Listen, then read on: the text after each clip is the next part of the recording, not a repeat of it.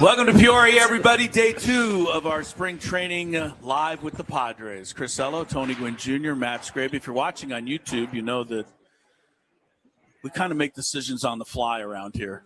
Well, I don't know if anybody can because it's so hot that our cameras are not really working that They're well. melting. It is that hot, I got to say, right now. It's way hotter than yesterday. It was really hot yesterday. It feels the same. You're lucky because 103. I'm sweating like crazy. I feel it's a little hotter today, but either way, hopefully the show is as hot as yesterday. We had a great day yesterday with, Craig Stammen and Fernando and David Morgan, Jay Cronenworth, and Nick Pavetta. And today we have lined up at least more of the same for you from Peoria. I believe AJ Preller is scheduled to join us in a little while.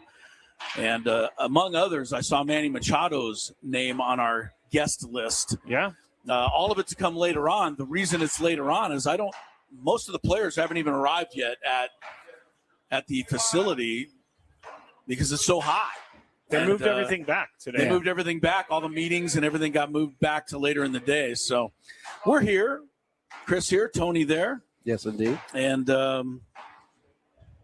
how was the game last night, guys? I did not see. I know Scraby went over there to enjoy a little spring training baseball. How was your first ever experience at a spring training game? I got to say, it was really fun. It's way closer to the field than I thought. What was fun about it? All the stars were there, just kind of seeing it. I know because you've been doing it for every day for the last month and a half, so I understand why you're over it. But for me, it was like, wow, this is like a mini Padres game in Peoria because they do all these things. And hang on, there's a breeze, guys. You felt that? Hold on, I'm just gonna raise my hands. We gotta Somebody take turned the advantage of blow it. dryer on is what happened. Okay, that's it. The breeze is over. It was good. The Michael King did not look great last night, but Gavin Sheets hit a moonshot of a home run. That thing was loud off the bat, and he's starting to round into form, guys. He looks good. Yeah, the hitting has actually been okay. I mean, spring training. It seems like everybody's kind of done their thing in the spring, and again, we'll go back to the starting pitching. It doesn't matter that Michael King has had a rough spring. And, I mean, his ERA is it's still over 10, I believe. And I imagine that's his last start, Tony. So, yeah. They'll have to go with that one into the regular season next week.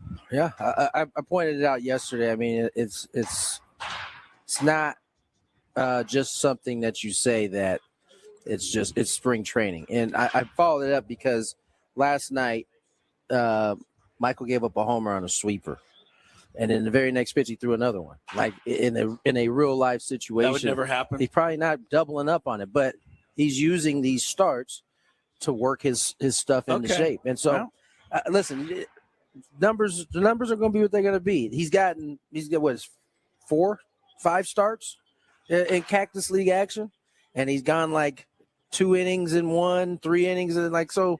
You give up anything at that point, ERA numbers are going to be off the chain. So, listen, I don't put a lot of stock into the numbers. I think the thing you might want to be concerned about is he's given up a lot of homers during spring training. Right. That's something that guys did not take Michael King deep a couple of years ago when he had his fantastic season. No, and I think at the beginning of that year they did. He had that first year.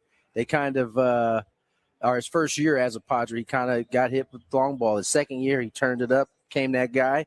That last year, he didn't get to pitch a whole lot. But, yeah, I think that ultimately, you want him to kind of avoid that part of it. That's the only part that there was some concern. That's the only thing. Well, he did go 5 innings, right, yesterday. So, I mean, that's a good sign. He's built up. He went 90-something pitches. Right. So, he's built up. Yeah, so he's ramping up. So, that part's good.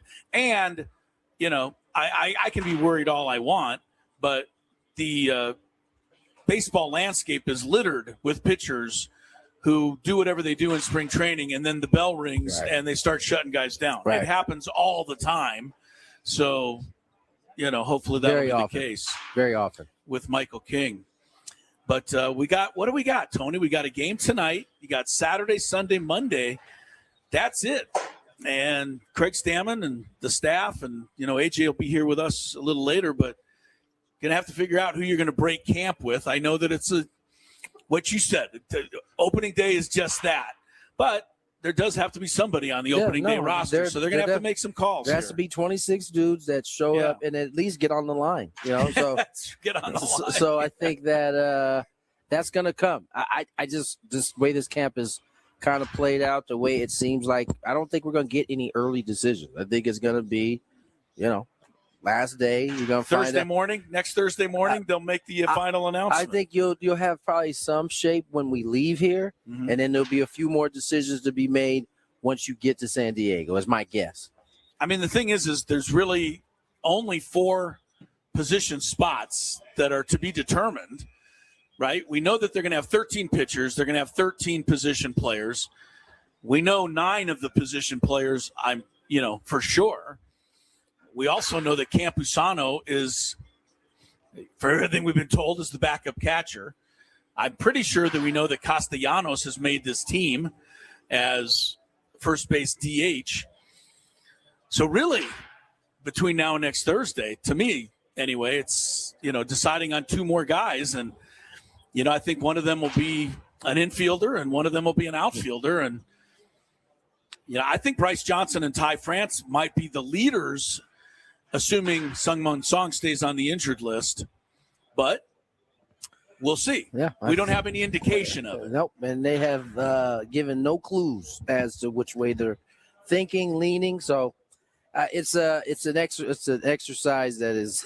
I know, Tony, but we love kicking it around, and somebody's going to be able to say I was right or I wasn't right. Yeah, no doubt. Yesterday, of course, Tony asked Craig Stammen in the best way that he could if he knew who he was going to start on opening day at pitcher. He said there's a lot of guys. And Craig Stammen said, we got a lot of guys. We got a lot of guys. So do you think that means that they are truly still talking about it? Or I think is there a strategy thing? Of course they have an idea. I think he just said that he's not telling us. They don't want to know. They don't want us to know yet for whatever reason. It's all right with me. I'm going to go sneak in there and see if I can get some information. What's the drop dead date on that? Does Major League – I know that your lineups, although Jace Tingler never followed this rule, your lineups are supposed to be in a couple of hours before every game. But how about your starting pitcher? Do you have to announce it a day ahead, 2 days ahead? I don't know if there's an actual – time frame for a starting pitcher, because they always put it in the newspaper or online or whatever ahead of time. I think I don't know if there's time, but I think it's just kind of courtesy that you kind of get that out there at some point before the series starts. I know there are times when we leave a city and we don't know who the first starter is going to be, and then we'll find that out hours, long enough before you prepare at least a little bit, but I think day of is, at least during the regular season, we certainly have seen that. Well, one thing we know is the starting pitcher for the Tigers next Thursday, Tarek Skubal. So that we know. And the rest of it we'll all find out together here in the next week or so. March Madness has hit San Diego. The Ajas Arena's rocking. I got quite a few texts from some of the Aztec baseball players that I went to school with that are they're there. They're there or asking if anyone's there. Or can they get in? Yeah. They're dropping your name. No, I don't think I don't know that's getting them anywhere. I don't think it gets them anywhere. Yeah, actually. So Utah State and Villanova are playing in the first game. I watched a lot of this. Utah State looked to me to be the better team throughout the first half. However, because of the 3-point shot, Villanova I think made 7 or 8 threes in the first half. Utah State only made 1. So actually, Villanova's leading by 39-37 at halftime. That's the first of those games. Earlier today, my heart breaks for Matt Scraby's Santa Clara 49ers. Oh, yes. I don't know if you saw the end of that game, Tony, but come on. The guy hits a three-pointer with 2 seconds. Bank shot. And then the guy for Kentucky throws a bank shot in from half court to send it to overtime, and then Kentucky won. They kind of took control in OT. Yeah, so that was a tough heartbreak for Santa Clara for sure. I'm sure that whoever's standing next to me probably was upset with me because I was screaming like a crazy little screaming on that shot. Oh yeah, you had that was a March Madness moment. Was an it was moment. Definitely like I didn't have a reaction when my man hit the first one with like 3 seconds left. Yeah, I was like, that might be it. And that's it. But then when I saw him inbound it and he was able to let it bounce and like catch it on the run. It ate up so much of the distance he had to go, and then freaking right off the glass. I'll tell you one thing: if I'm officiating that game, I'm not sleeping tonight because all three of them, I mean, we're talking NCAA top-notch. I don't think these are Mountain West officials, Tony. No. These are big-time guys. And as soon as Santa Clara's guy hit the three, the Santa Clara coach, Herb Sendek, called timeout. And no one gave it to him. And so he wanted to set his defense up in case. And you know what? In the madness that ensued, Kentucky, like you said, he dribbled it up, got a pretty clean look at it, and sent it to overtime. And that's I guess it's a mistake, but it's not a mistake. If the official doesn't see you call timeout, it's not timeout. Are you okay? Yeah, I mean, I'm fine. you get on, you get on Chris for making weird noises, and then you in the middle of his story. I forgot I was in the radio for a second. He does this all the time. The birthday boy, Braden Soprenet, he said it's the Santa Clara Broncos, Chris. Come on, man. What did I call them? The 49ers. Yes, I did that on purpose. I know. Because it's the Santa Clara 49ers. Your team plays in Santa Clara. Come on, Braden. Even on your birthday, Braden. Even on your birthday. Follow how this show works, Braden. Oh, man. This was a shot at Scraby. That's all that was. Calling them the Santa Clara 49ers. Actually, did you see Braden's shirt that he was wearing today for his birthday? It's actually very funny. It's a frog shirt. Of course it is. And he is saying to everybody. Isn't he a volunteer, though? A volunteer? Yeah. Yeah. I thought he was also he kind of represents like three different places. His brother went to Tennessee. I know. He went to TCU. Sometimes it feels like he went to Tennessee, too. There it is. You're not Here's wrong, his Tony. picture. And he's doing the little TCU. He's doing the TCU thing. Yeah. Horned frog.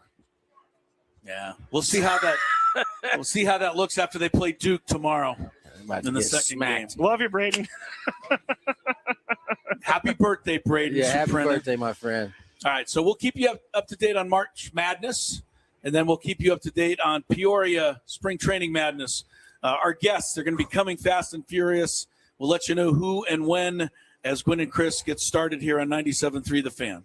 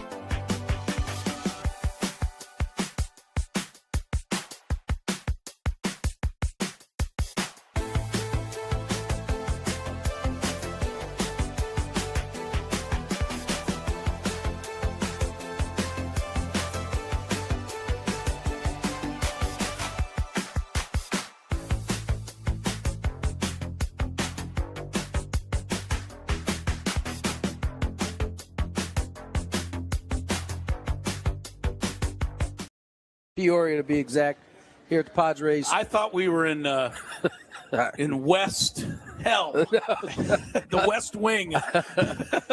It feels like that, Yeah. with the 103-degree temperature. Ty France joins us, our first guest of today's show. Ty, how are you, my friend? I'm phenomenal. Thank you. How you guys doing? We're doing all right. We're hanging Surviving. in. Surviving is a better word. Yeah, you are doing phenomenal, man. I mean, you come into camp kind of having to show that you can still do this thing, and you've had a phenomenal camp. Got off to a little bit of a slow start. You made a slight adjustment and have hit ever since. How you feeling? Good. I mean, kind of like you said, it was just trial and error in the beginning. Yeah. Working with these guys, getting back here. There was a couple small adjustments that we made early on, and then it was just timing, and now it just kind of hit the ground running. Ty France, who was a Padre, at the beginning of it all, and then you left us for a while, and well, I didn't. It wasn't voluntary. It wasn't like I decided to just leave. I thought you just picked up and drove off. No. Of course, we know you're involved in a trade or two. There you go. Yes, we know. Anyway, you made your little tour of the American League. I was so happy when you signed back here.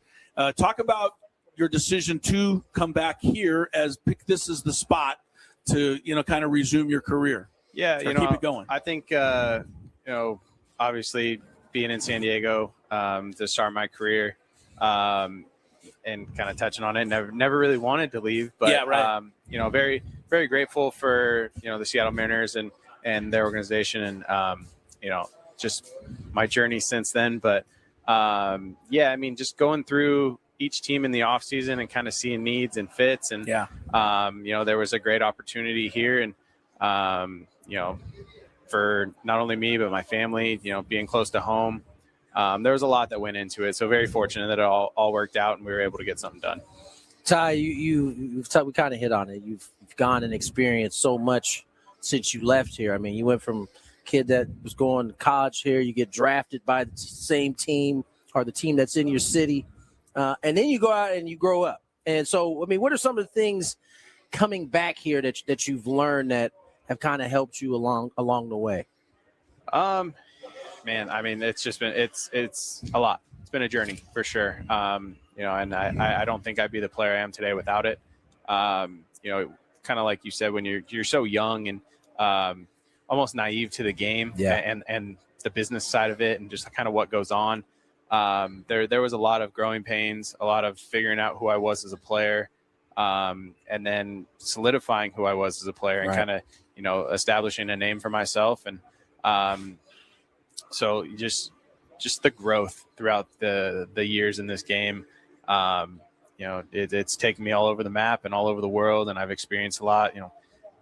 I was 2 outs away from being a World Series champion. I know. So, it's been a lot, and it's very grateful for all of it.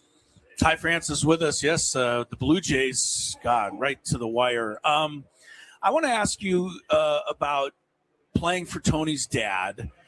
And a little bit of the full. Well, did you get a little of Tony's dad? Am I? Yeah, my timeline's good. Yeah, okay, right. For 2 years. Okay, right. Playing for Tony's dad, but the one thing that Tony's dad did in his career that Tony's dad, if I recall, was proud of the most was turning himself into a Gold Glove winning outfielder. The Tony Gwynn we knew growing up could hit rolling out of bed. You always could hit.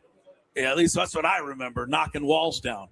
To win a Gold Glove, right. What did that mean to you, knowing that probably wasn't something that was necessarily something you really had to work for, right, to get? Yeah, I mean, it meant a lot winning it last year. Kind of like you said, hitting's been my tool my entire career. It's carried me, and I've always got bashed for the defensive side. And if you rewind, not to last year when I won it, but the year prior, analytically or metrically, whatever you want to call it, I was the worst first baseman in the league.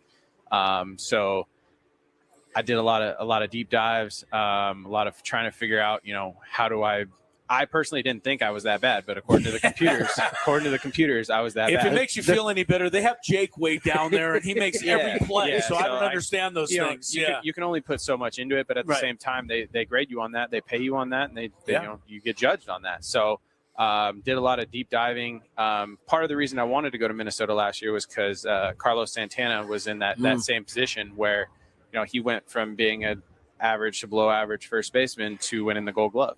So ended up there.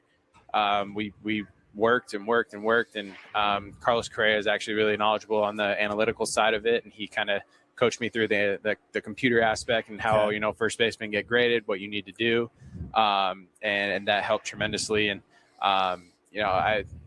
there have been a few years in my career where I felt like I should have won one and got gypped on it, and so to finally have that patch on my glove now, that's awesome. Yeah, it means a lot. At first base, nonetheless. I mean, it's not a position you grew up playing a lot of. No, and if you look, again, we're going back to the computer side of it, but if you look, last year there was one first baseman who graded out on a positive defensive WAR, and that was Matt Olson. Even myself, I was a negative defender at first base. You get docked for stepping out. We're just walking out on the field. You get docked as a first baseman. Wow. Where, if you look at the guys up the middle, they step out there, their grades go up. Right. So it's one of those positions that, guys don't get a lot of credit for. And, it's sad because there are a lot of good first basemen out there. And if you are just an outsider looking at, Fangraphs or whatever, you'd be like, this first. Which is what most people do, right? Yeah. And you'd look at it and you'd be like, these first basemen are awful. Yeah. And then, you watch a game and you can't even notice. Right. So it's a weird art, if you want to call it now. But yeah, it's winning the Gold Glove. It meant a lot to me. Yeah. Definitely. Ty France joins us here. Gwynn and Chris. Go ahead, Chris. No, I just, it's exciting. And I'm curious how many gloves you brought with you to spring training here. Because I know you didn't want to just give yourself a shot at first base. Mm-hmm. You want to give yourself a shot all over the infield. Yeah, it's been a lot of fun, and very, very grateful for the opportunity to be able to bounce around the infield again. It makes me feel athletic. To be able to give someone like Manny a day off, or someone like Crony a day off, or I take a lot of pride in just being available, and the more I'm able to do, the better off I'll be. Ty, we've already kind of hit on the fact that you're having a good spring. You kind of talked to you a little bit before we got going in camp. There's a couple things you wanted to work on. I mean, how have you been able to come in here, move away from some of the things that you had kind of gotten into, and kind of restart from scratch again? It's not always an easy thing to accomplish in a camp. Yeah, no, especially when you're trying to win a job. You can you feel like there's a lot of weight on every at bat. No doubt. But I think I give a lot of credit to the hitting guys here and just allowing me to kind of feel through things and work through things before telling me, hey, this is what we see. Right. And then doing the deep dive on when I was at my best, this is what I look like. When the last handful of years, this is what my mechanically swing has looked like. So just trying to get back to what I used to be. And it was small movements as far as like my hands. The last couple of years have been pushing back instead of climbing, So it's little things like that, but it makes a huge difference with guys throwing 98. So, for me, it was just trying towards the end of the offseason, I felt like I kind of found something, and then coming in here and them, saying, hey, yeah, you're spot on. And then it translating to game. It's definitely given me that confidence of, I feel like my old self again. When Ty walked up, he saw my Aztec shirt, and I just want you to know I'm not going to change shirts when Sheets comes up and Manny. I only have this one, so you're the guy today. But I don't know if we got any Wake Forest or shirts rolling around. I don't have anyway. all that lying around. But I'm rooting for you. I know so many people are and who followed your Aztec career. I don't know how to quite ask this I don't want to make you uncomfortable, but how do the next 4 or 5 days go for you? We're all got our fingers crossed. No more than you. Yeah. I'll just say this: we should know by tomorrow morning how the rest of this will look. So okay, all right. Well, I'll leave it at that. I guess there's nothing else to be said at that point. All right. Well, then congratulations. I'm gonna just say positive, man. We'll have our answer one way or another. You massacred one last night. The one you hit last week up on the top of the grassy knoll. Yeah. Oh, beautiful, beautiful. Ty, we appreciate your time, man. Get back inside, get out of this heat. Yeah, I appreciate you guys. Always good luck, Ty, man. Thank you. Good luck the rest of the way. Appreciate it. Aztec for life. Yes, indeed. Ty France. Yes. All right. Gold Glover. Don't forget it. That is awesome, man. Yeah, man, we're going to be rolling through some of these interviews today. Manny will join us at some point. AJ Preller will join us at some point. Who else am I missing? I think Gavin Sheets was on the list, and Jackson Merrill. Scraby's nodding his head. So he doesn't have a headset, so he can't really speak to it. Oh, yeah, because he don't want to sweat it up. How much time we got? Oh, should we go to break? Oh, yeah, we should go to break. We've got break time, Tony. Let's go to break. More Gwynn and Chris on the other side.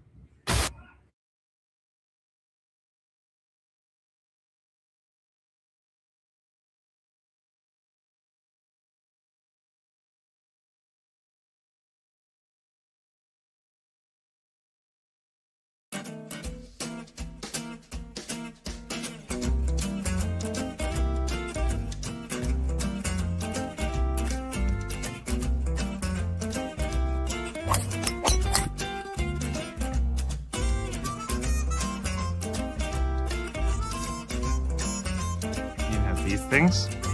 It even tells you, hey, there's a canyon over here. Don't hit it here. Scraby from about 45 feet. His caddy tells him to play it a little to the right. He's been playing well so far today. Fourth hole. Nice smooth delivery. Hit it too hard.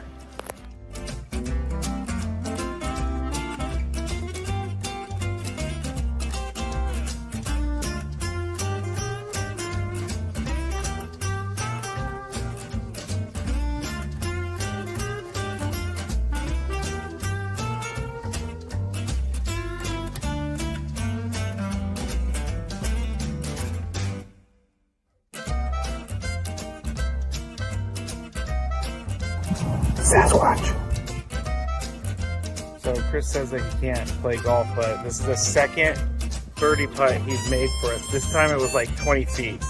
Thank you very much, Greg. But once again, you're hitting some very nice shots as well. I'm not usually complimentary to you, but can't help but be complimentary.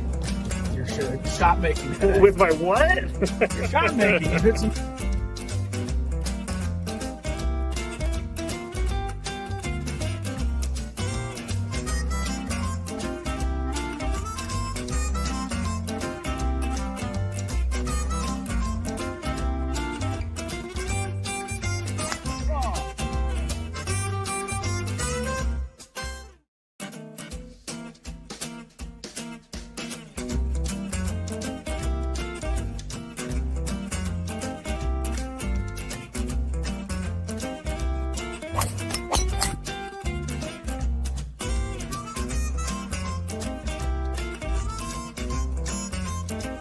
These things.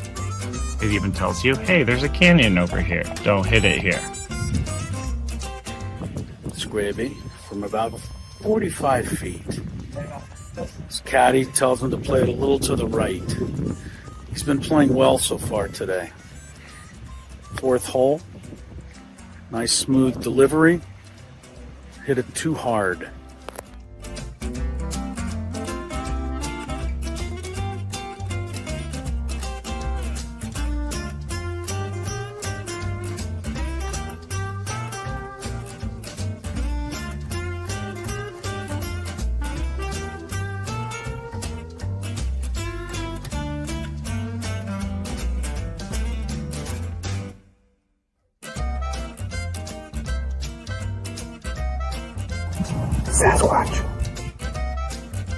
So Chris says that he can't play golf, but this is the second birdie putt he's made for us. This time it was like 20 feet.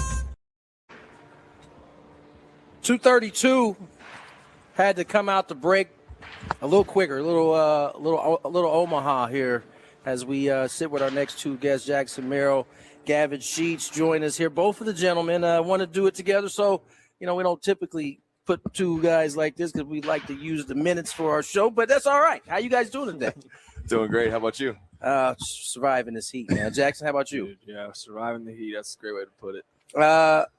Gavin, we'll start with you, man. How has spring gone? You and I had a conversation early about some of the things you wanted to kind of stack on a year like last year. I would say it's gone pretty well for you. Yeah, it's one of the first camps where I've had to come in and not have to get going right out of the chutes and worry about results as much, and can really work on the process and really hone on some things and extra work and do things in the cage and really hone in on that without having to worry about results as much, and starting to see it all click at the right time right now as we're heading into opening day. Jackson, you're coming off a year in which I know for yourself, you didn't get to play as much as you would like. You had to deal with a few injuries. Despite that, you still finished with a pretty good season as you come in for this year.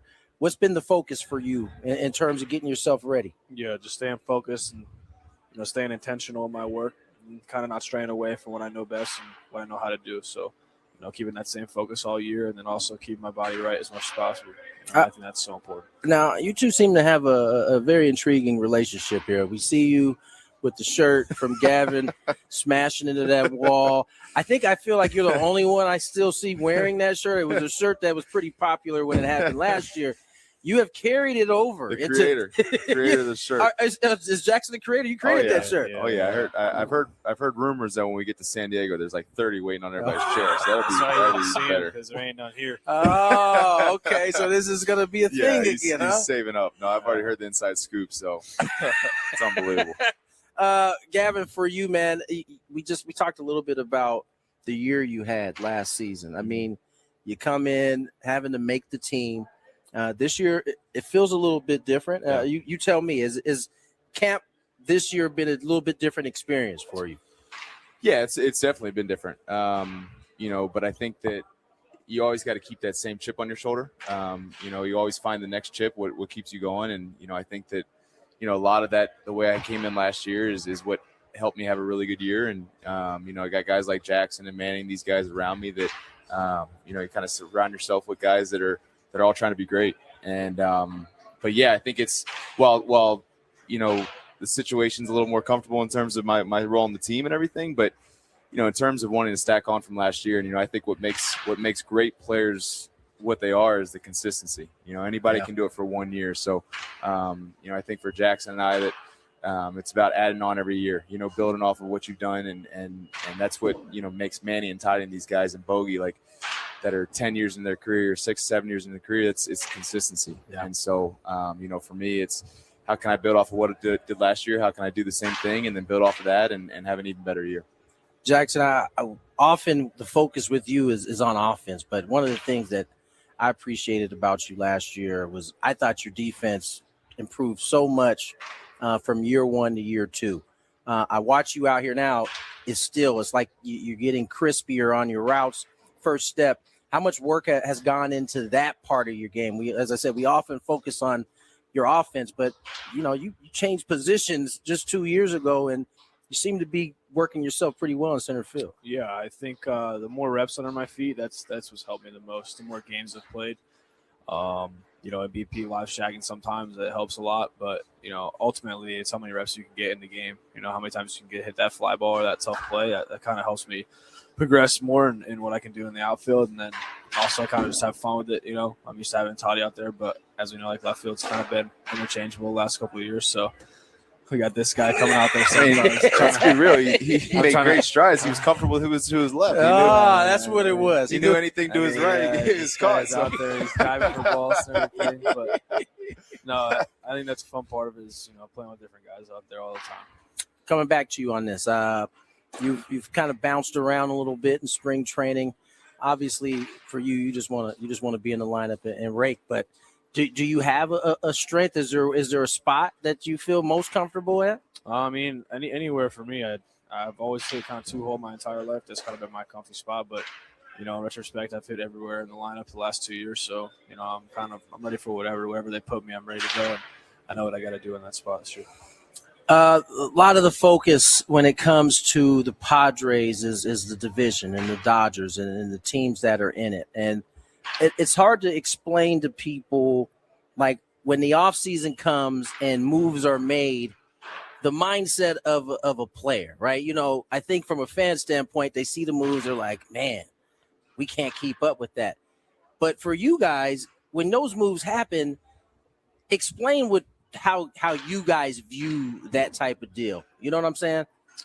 Personally, I love it. I think from from just a baseball standpoint, that's what you want every team to go out and get and try to get better every year, try to win. And you know, for us, obviously, with them being a rival, it's, you know, you just get ready to go. You know, it's exciting. You know that you know what you're up against, and you know, I love the way we match up with them, and you know, I love the way that both sides are kind of going after it. And I think that's how you get the best brand of baseball. Right. You know, every team trying to win, every team trying to get better, no matter if you win the World Series or not. Everybody's trying to get better, and you just look around the league, and you either try to get better or you're going to get lapped.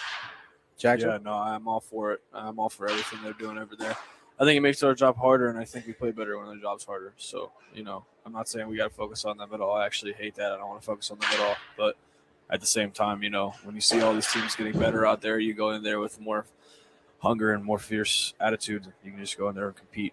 What's Jackson, for you, what's one of the things that you want to try to improve on from an offensive standpoint this year going into 2026? Yeah, I think Gavin said it best, is being consistent. You know, that consistency button is huge. But also on the base pass, you know, being a little more aggressive, stealing more bags. You know, an extra 90 could help you score an extra run to win a game. So, you know, it's the little things that go a lot farther.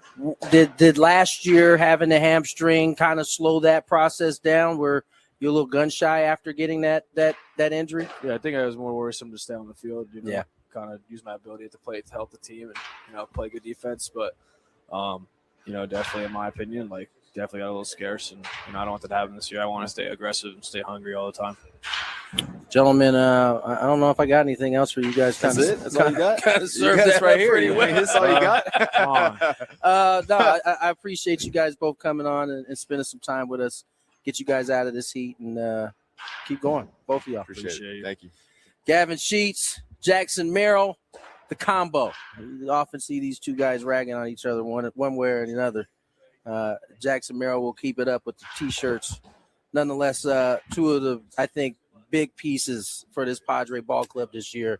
They're going to go as far as these guys take them. So going to get Chris back on here in a second. He had to give up his headset. Hi, Chris. Did Jackson Merrill say that when Gavin Sheets is in left field, he has to shade over a little bit? I think that's what they was alluding to. That's what I thought. Yeah. Fun group right there. Yeah, those guys, man. Jackson Merrill gets it. And that's the thing you hear more than anything else, don't you, Tony? I mean, for a young player and a young age, we got to remind ourselves he's 22. Yeah, man. Right? He's still the youngest. And you know, he really seemed. It is crazy to think about 22, 23. I mean, he gets it more than people that are 35. And, you know, it's interesting.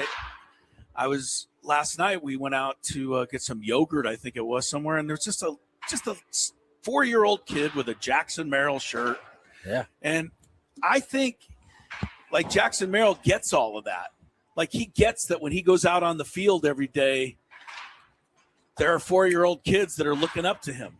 I think he takes that out on the field with him. All that credit can't go to Jackson. Some of that goes to his mom and dad, who have certainly and we've asked raised him him up the right way for sure. And so, you know, I think he's a byproduct of that. But that's what makes Jackson so great, is that not only is he have, you know, next worldly ability, he also is that type of human being. And so, you know, and we say all these guys are good guys. They are. Gavin Sheets is another one. I didn't even think of Gavin Sheets, nor do I assume most of us thought of him a year ago, mid-February. No. And we interviewed him quite a bit earlier in camp last year than this year. And I don't think he was even – I think he was just trying to make a name for himself at that time. I think he might have just had like one of the homer games or it hadn't happened yet. And, you know, I was so happy when he made it because I was so impressed with him. Yeah. He just came in with the perfect attitude and, you know, just like you said, something to prove, and he's staying with that. I think we came out after he started hitting his home runs because I remember you guys asking him about making the team and hitting all these home runs, and he was so humble about it. He was like, I'm still just trying to make the team. It's great that it's going over the wall, but still got to make this team. I've truly been so impressed. His camp as well as Jake's camp have been phenomenal, and it's been a class in like how in the perfect situation, how you would build your camp, right? Yeah. You want to feel good early. You want to see some results a little bit. And then as you get going, it's almost like you get into this rhythm. Jake feels like every time he gets to the plate, he's going to see 6 pitches, and then he's going to hit a ball hard. May not get a hit. Gavin's not offering at any pitches outside. I was telling him. That's a great feeling as a hitter, isn't it? It's an anecdotal, but I would bet that he probably has swung at maybe 5 pitches all spring outside the zone. And so if he's swinging at pitches inside the zone and he's right, you get some of the results we've seen. And so I've been very impressed with his camp. Now, it doesn't mean it's going to carry over, but you certainly, if this is what we have to go off of, you feel pretty good about it. What do we think about, and I think I'm asking the right person here, what do we think about young players whose parents, whose dads played in Major League Baseball? And not whether it's an advantage or just whatever it means. You, of course, had that. Fernando has that. I was going to say, do we have anyone? Do we know anyone like that? Well, and Gavin Sheets has one. Gavin Sheets' dad, Larry Sheets, played in the big leagues. I think that it matters. Let me say this. It can only help. Right.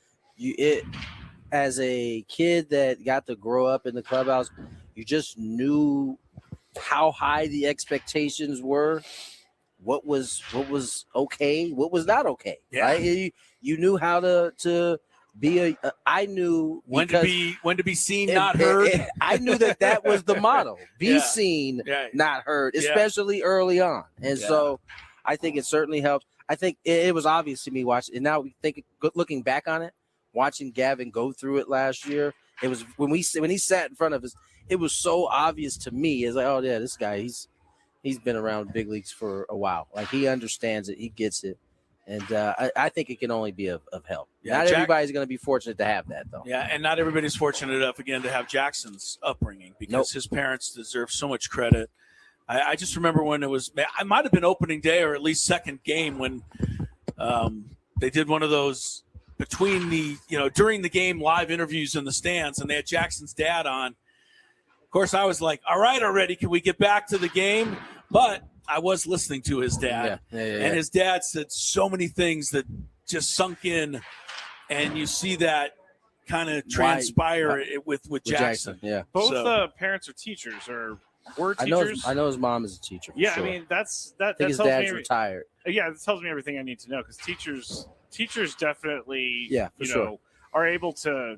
I don't know. My mom was a teacher, and she taught me all the manners and everything like that. So you could see it in Jackson. Wait. Your mom was a teacher? She still is. Yeah, she's been a teacher for 35 years. Man, what? What happened to you? Oh, I was the class clown.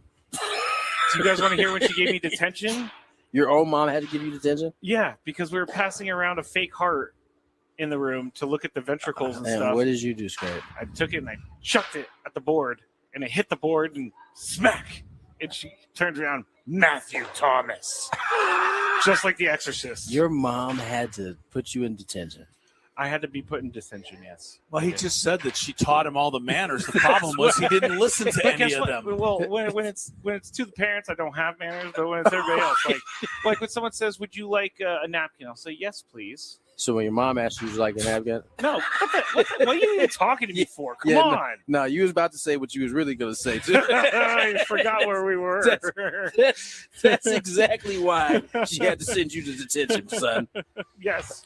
Tony, absolutely. how do you couch your relationships with these players, just in general? I'm talking like getting on a plane, walking through a hotel.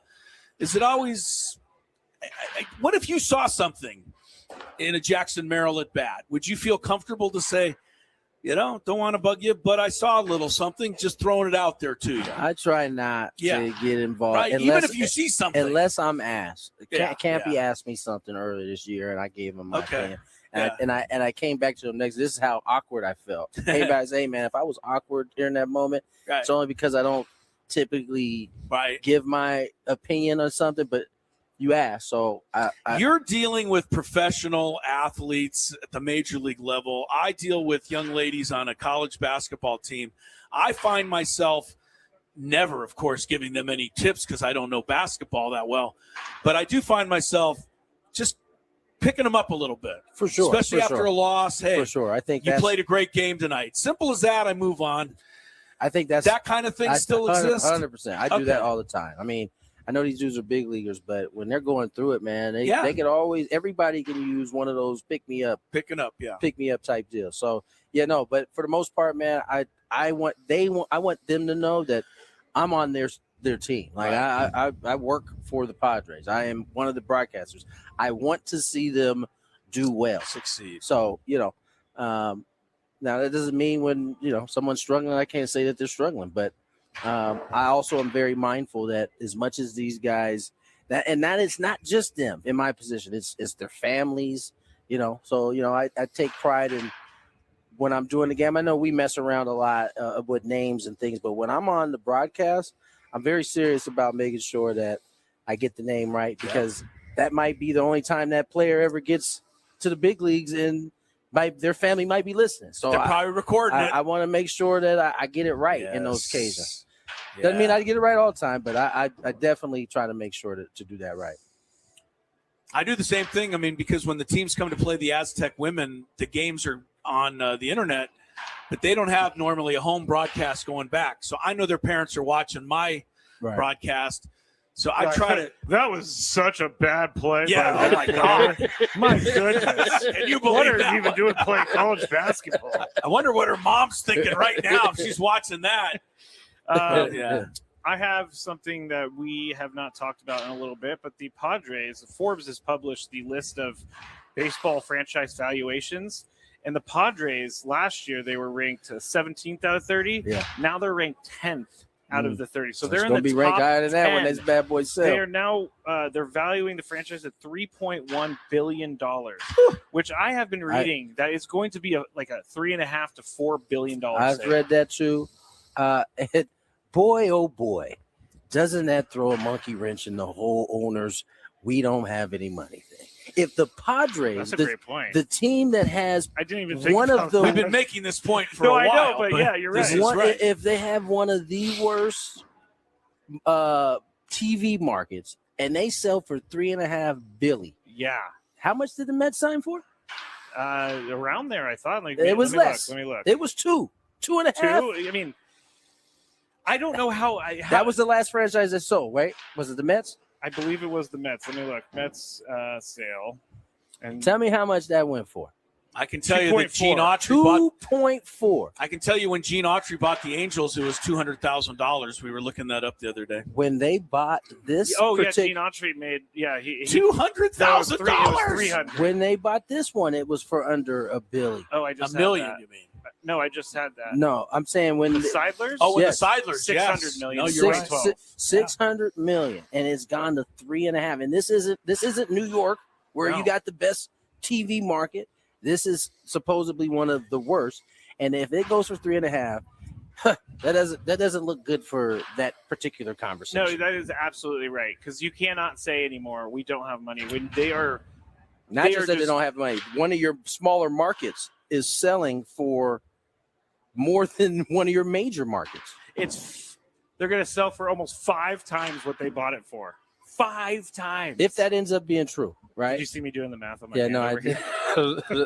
Well, I mean, we point this out often, when talking about how much money major league teams have. I mean, you've seen, or not just baseball, but any of the sports, and they'll say, well, this was not a good year. Our attendance was down. Our concession percentage was down. Right. Our parking rates were down. We didn't have as good a record, so we didn't sell. Yes, but the value of your franchise still went up. Right. And that is one of the things that is why I don't, it gets me so mad even when I see other teams don't spend money because they have it. One of the things that Trevor May was making a point of in that kind of thing was that it was about the Athletic article quizzing fans or polling fans. No, not even that one. The one before that, when he was talking about how the owners want to raise their values, right? Gotcha, yeah. If they haven't even, which is one of the reasons why they say they want to get a salary cap. But if your values are going up like that at 3.5 without one, it kind of shoots a hole in that whole argument when it's all said and done. Dominic on the chat says, so putting an exciting product on the field and creating a kick-ass ballpark experience equals increased value. Who would have, Dominic, who would have thought, man? No one. That is crazy. Some of the most Crazy rich people in talk. the world can't even figure that one out. Unbelievable. I've never studied business, but I've always gone.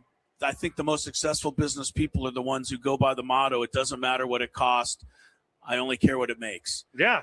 And or you got to spend money to make money. If you spend or that same statement. Right. But it means the same thing. Yeah. If you put something out there that's fantastic, it's going to be worth way more money. Yeah. And that's, I think, with the Seidlers and, everybody's done that. So, all right, let's, we got to roll the break.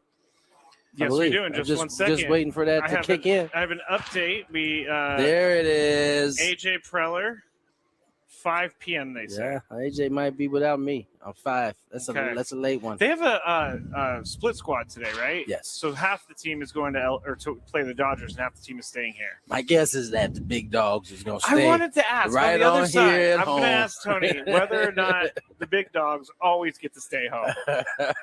Tony stays at home, so he's a big dog. More Gwynn and Chris on the other side.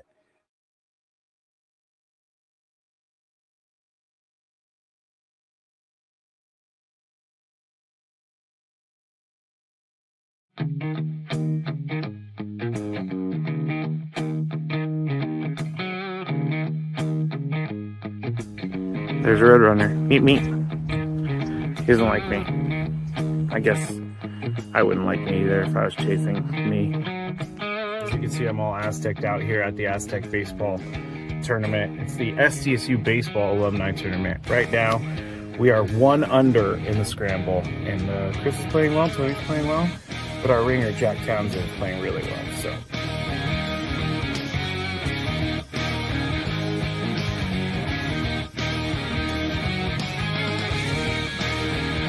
Chris says that he can't play golf, but this is the second birdie putt he's made for us. This time it was like 20 feet. Thank you very much, Greg. But once again, you're hitting some very nice shots as well. I'm not usually complimentary to you, but I can't help but be complimentary. Your shot making today. With my what? Your shot making. You've hit some.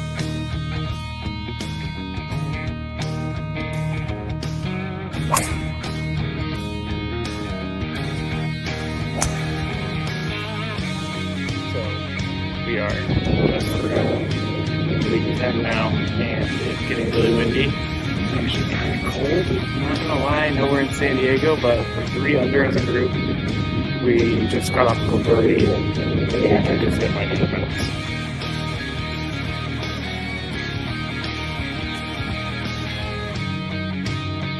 There's a squirrel.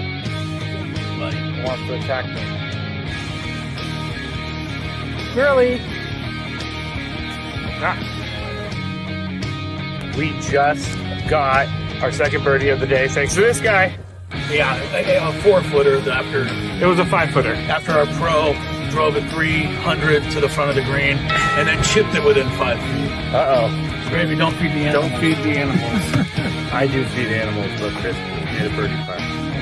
Leaving the golf course. And we ended up shooting 63 once everything was accounted for, since it was a scramble and we had an SDSU golf player, Jack Townsend.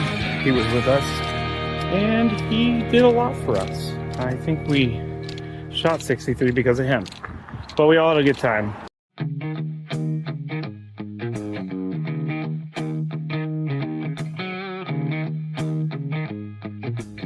There's a Roadrunner. Meet me.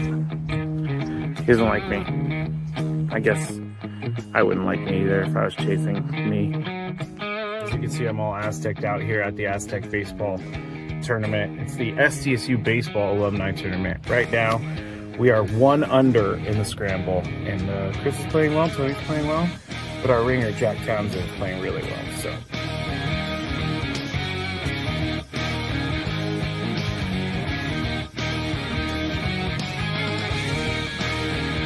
Chris says that he can't play golf, but this is the second birdie putt he's made for us. This time it was like 20 feet. Thank you very much, Greg. But once again, You're hitting some very nice shots as well. I'm not usually complimentary to you, but I can't help but be complimentary. Your shot making today. With my what? Your shot making. You've hit some.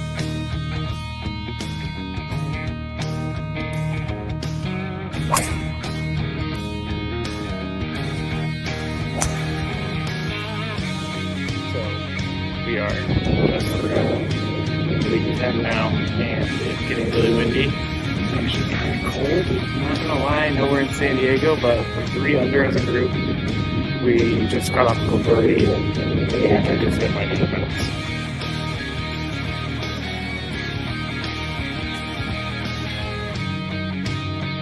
There's a squirrel. He wants to attack me. Squirrely! We just got our second birdie of the day thanks to this guy. Yeah, a 4-footer after. It was a 5-footer. After our pro drove it 300 to the front of the green and then chipped it within 5 feet. Uh-oh. Gravy, don't feed the animals. Don't feed the animals. I do feed animals, but Chris made a birdie putt. Shooting the golf course. And we ended up shooting 63 once everything was accounted for, since it was a scramble, and we had an SDSU golf player, Jack Townsend. He was with us, and he did a lot for us. I think we shot 63 because of him, but we all had a good time.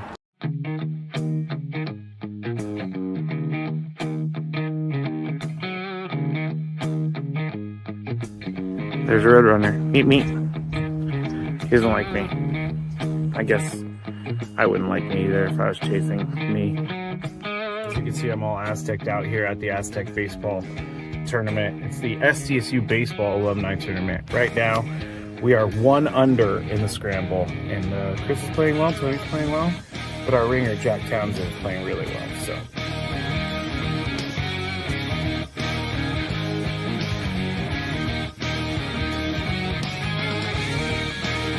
So Chris says I can't play golf, but this is the second birdie putt he's made for us. This time it was like 20 feet. Thank you very much, Greg. But once again, you're hitting some very nice shots as well. I'm not usually complimentary to you, but I can't help but be complimentary. Your shot making today. With my what? Your shot making. You've hit some.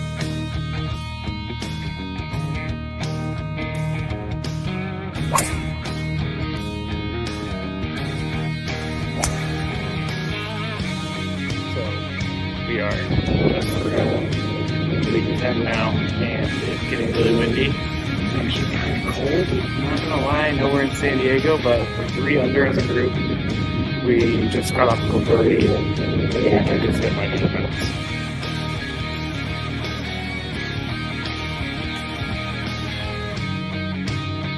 There's a squirrel.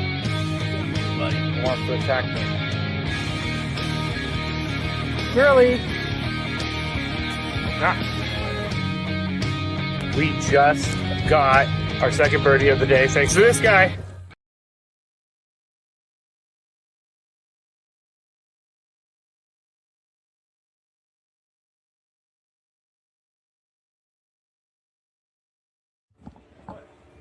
That's hot air blowing? Tony just got hit in the face by a big wind gust of hot air. he didn't realize what was that? I thought it was a grasshopper fell on his head. I didn't realize we were on. Hey, but that hot air was blowing in my. Y'all didn't feel that. Y'all don't feel the. How could you feel hot air on top of how hot it is? Because the breeze is just blowing. You might have a tunnel through to you because no one's blocking you. I promise you, I feel. The breeze is not. The breezes go this way. I digress. Gwynn and Chris broadcasting live from West Hell, otherwise known as the Bill House Studios out here on the patio at Spring Training, Padres Spring Training 2026. If you just tuned in, where you been? Ty France joined us. Jackson Merrill joined us. Gavin Sheets joined us. Got 2 for 1 there. Yeah, we got a 2 for 1. Tony did a hell of a job in that interview. I thought he was going to pass off the headset, but no, he had it under control. I didn't know if you wanted my sweaty headset to be coming your way. some napkins over. Nah, I think I was fine, man. I'm always happy You know to what, just they- let you take it. They did pull a little Omaha on us They did. because They we did. only have a machine that's 3 mics. Yeah, we couldn't do a whole lot about it. So And they were It was like "We're here." It was like we could try to separate them and then not get one, and it was like, No. you know what? Let's just go ahead and just take sit them both. down, guys. So thank you, Chris. I'm sorry you had I to do think that. they were both excited not to have to stand in the firing line of my questions. Oh, So that could be true. yeah. Anyway, look, Jackson Merrill, Gavin Sheets, and Ty France all joined us on the SDCCU fan hotline. It's not big bank banking. It's better. Don't go anywhere. We've got, I don't even know what time it is, guys. It's We've 3. been going so It's fast. 3:03. That was It feels like it's 5. no That was only kidding. an That hour. was 1 hour? Yeah. We did all that? Okay. So we got 3 hours to go. Yeah, no kidding. Another reason you know why what we I wanted might to do, split though? them up. I might do this after the show just to make myself feel better. I might step on the scale because I got to be losing at least 15, 20 pounds of water weight just sitting here right now. So It is that I hot. might do that favor for myself. Great game going on, meanwhile, at Viejas Arena, guys, in the first round of the NCAA's Utah State and Villanova.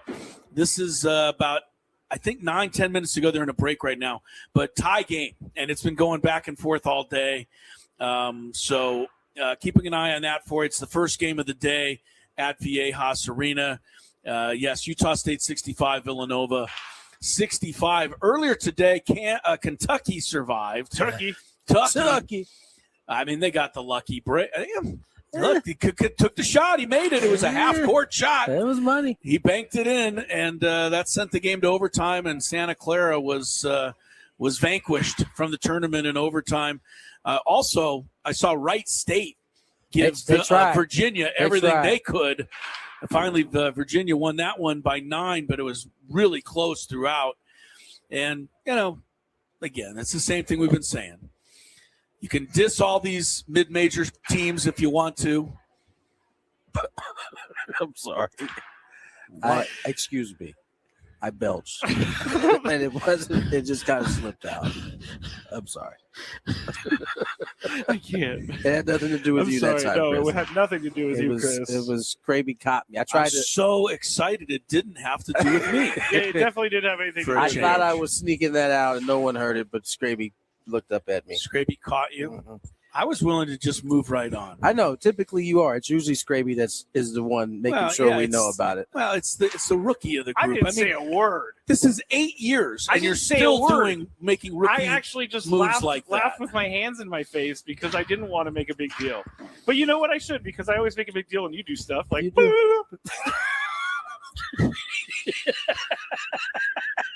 I want to go back to something real quick. You know that? No, let's not get off of this, Mister. I can't read the weather, Mister. I can't read a spot. What are you talking He's talking about The the all-time weather- sound the bites on weather. this show The weather belong is to really you, my cool friend. right now, and it's doing things What's up, outside. Scrimmy? What's up, Scraby? Oh man, People in glass houses scream. shouldn't Should I throw tell- stones. I got a question about Ty France, but should I tell my story about what happened last night, Chris, to me? Yes. It's Anything one of the that'll most embarrass you is it's one of the is most good- embarrassing good things fodder. Oh, that's man. happened to me in a long time. And so I don't think this is that horrible. It's just it was horrible for me to deal with. okay. So Tell us last about night it. I was at my hotel room, about to go to bed, and I was waiting for something to load onto YouTube. And so I had to stay up What were you until waiting to load on the YouTube? my Voice of San Diego podcast that okay. I do. So I was loading that on YouTube. It was taking forever. It was like midnight at this point. So when I get anxious or whatever, or bored, I eat. So I actually have a ton of gum now. So I just chew a bunch of gum. Put a bunch of gum in my mouth. Was it like a big league chew where you reach into the It was pouch and get a wad of Bubblicious. gum It and was throw it Bubblicious. in? Bubblicious. Okay. Strawberry watermelon. All right. Okay. And I fell asleep with Real said quick, gum. One more time. in Did my you have mouth. one piece or two? Because 2 pieces of Bubblicious is Well, that's a lot of gum. if you really want to know my process, it's one until the flavor goes out. Then the second. If I need a third, I could do a third. Last night it was 3. wow. And, pieces 3 of Bubblicious? pieces of Bubblicious? and so I fell asleep, This is such a Scraby story. and I woke up, and I was like, "Why is my head stuck to the pillow?" While I was asleep, I must have spit out the gum, and it was stuck in the back of my hair. And I had to spend about 20 minutes this morning ripping this gum out of my hair. It was bad to the point where I almost thought, do I need to go to the doctor? Do I need to go to the haircut? Dude, get a haircut? First of all, how do you fall asleep with smacking Bubblicious in your mouth? 3 wads of it. How do you fall asleep? You were anxious too. Like you anxiously went to sleep? I was very tired because I didn't get in till like 1 a.m. the night before. But so you crashed out. I crashed and I woke up and you I shouldn't admit this, but it was all over the pillowcase. And what'd you do to the pillowcase? Because threw it away. Because there's a bunch of you gum still got to stuck stay on it. there tonight. No, I'm going home.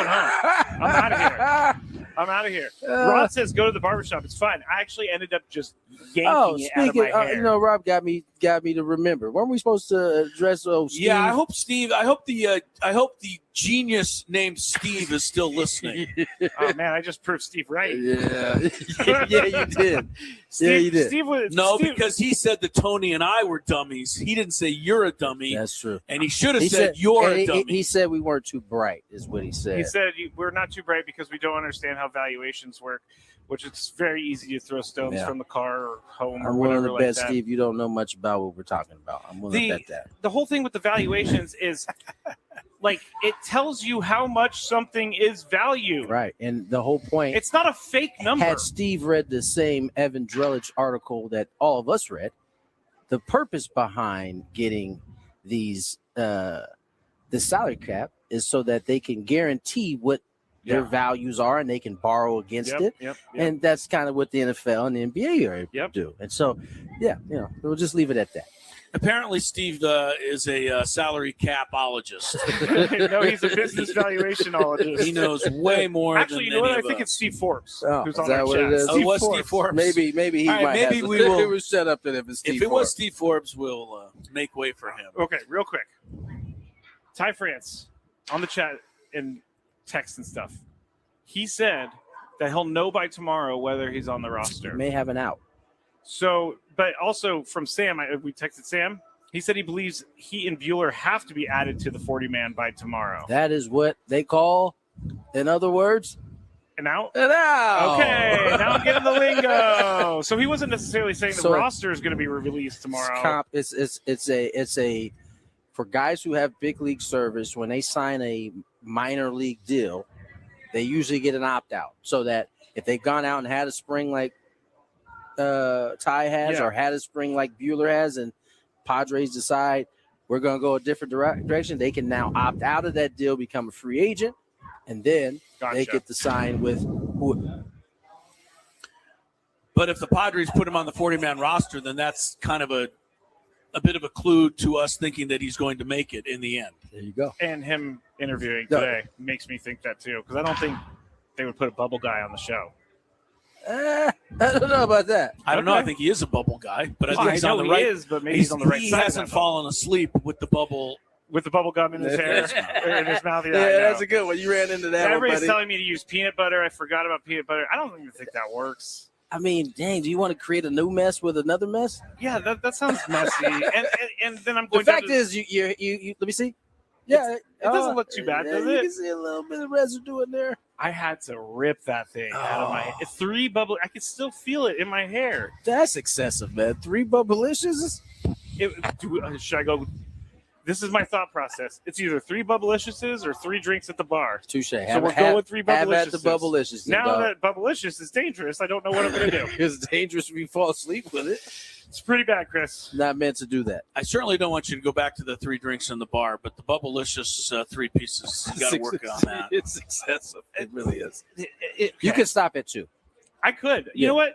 Guys? I'm going to stop at 2 now because of this incident. And that means given your track record, I hope it's that easy. Everybody, remember The Office? Someone got gum stuck in their hair and they had to use peanut butter. Or I heard mayonnaise too. I don't know if it's just one of those things where people are like, hey, put this in your hair. It helps gum come I think out. that might be where they're at with you, buddy. You might have to check on that. Why don't you just stick some gum in your hair right now and we'll check on it. We'll go get some peanut butter. We'll send Tony into the cafeteria for some peanut butter. All right, I'm going to get some Bubblicious. Let's do an experiment. We should do an experiment on the air. I tell you one thing, all these kids that are here having a great time at the Padre camp, they'll get a kick out of you having gum in your hair. I think they're going to be ignoring me because they all just got brand new Fernando bobbleheads and they're loving it. They're pretty fired up. Oh, Manny Machado bobbleheads. That's what it is. Oh, there's a bunch of bobbleheads. There's a different bobbleheads. All right, we got to get to break. More Gwynn and Chris on the other side. Here's some traffic.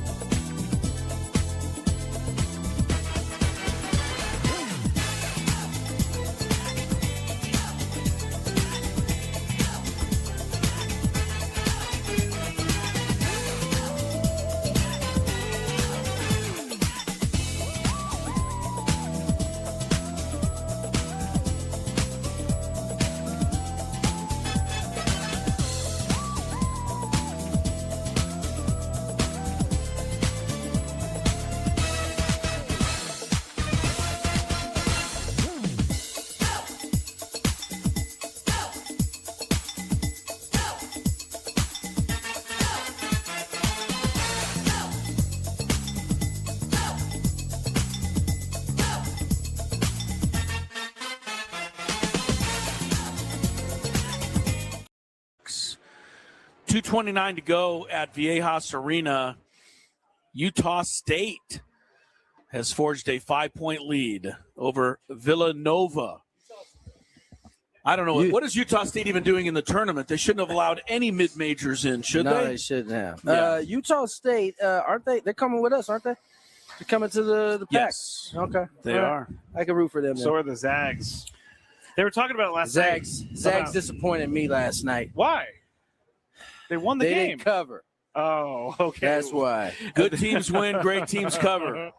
They were Tony talking knows. about how it might be an awakening for Gonzaga next year because they're now in a conference that's actually got some basketball teams. The West Coast Conference, they got St. Mary's, Santa Clara, yeah, I mean, but that's about it. if we're going to keep it a buck. San Diego State, Yep. Gonzaga, Yep. Utah State. Oregon State. No, Boise State will probably be next. Oregon State and Washington State were terrible this year. I think Gonzaga might have got went to a little bit tougher conference because they do have San Diego State, they do have a Utah State, Boise State, but it's not like the rest of the whole conference as a whole is going to be so much stronger. That's true. I think you're right, but Mark Ziegler, as he points out, Gonzaga has no football team, Right. so whatever money they get pours right into Mark Few's office. See, that's another. So right. it's a huge advantage that really can't be overcome. I mean, you just have to play against. He is the big boy. He is the big boy on the campus. Yeah, you just have to play against that advantage, and we'll see. We'll see how it goes. So, but the Mountain West getting one bid and Utah State, being a 9 seed, being afforded no respect at all. I hope the mid-majors wreck shop this year. I mean, it's nice to see Utah State's up, right? Utah State's up by 7 now with 2 minutes to go. We had St. Louis. Sorry, Adam. St. Louis beat Georgia last night. I never even talked they about just 45 They didn't points. just beat them. Oh, man. They Adam, that was smacked tough. them. And you know what they would say? Well, what if St. Louis was in the SEC? Could they compete? Well, apparently they could. Yeah, they blew out. What if Santa Clara was in the SEC? Could they compete? Apparently they could. They should have beaten Kentucky. Coulda, woulda. But if you saw the game, they were every bit as good. Yeah. So, this whole notion I know that burns Adam that they got. Well, that's He was too excited bad. last night because they haven't won a tournament game since, I believe, 1996. And they still haven't. Dang. That's still true. They could. So, what's funny is they had a player like Ant-Man on their team. They did. And I don't remember. I don't even know if he made the NCAA tournament Wow. with Ant-Man. It's kind of like, who was it last year? Was it Rutgers? Rutgers had the 2 of the top 4 draft picks in the NBA, and yet they didn't make the NCAA tournament. They were like last 4 out. Like, what was that coach doing last year? I don't know. 2 of the top 4 players in the draft. Probably coaching Wisconsin now, so. Yeah, well. I'm really mad at Wisconsin. Well, look, I mean, Rod is too because Rod picked them to win and they're out. Well, I definitely had them going 2 rounds deeper. You bought the fact that High Point can't compete in the Big Ten. Apparently, they can. Apparently so. I guess so. Miami of Ohio, though, not keeping up with Tennessee today. No, I think that dream is going to end. Tennessee's up. Here come the I told you so. Another one. Right now we'll hear about it. We told you they couldn't play. Another one of Bruce Pearl's favorites, Tennessee. Oh, yeah. He's going to. That's right. He was there. Chris, don't even turn on the TV. Is his son still there? No, his son's at Auburn. Oh, his son's at Auburn. That's where he left. Yeah. He left Auburn with no talent, and he left for it to be too late for them to hire a new coach. Yeah, I saw that. So it was I read that. It had to be his son. And he left his son in a really tough spot because they didn't have any players coming back.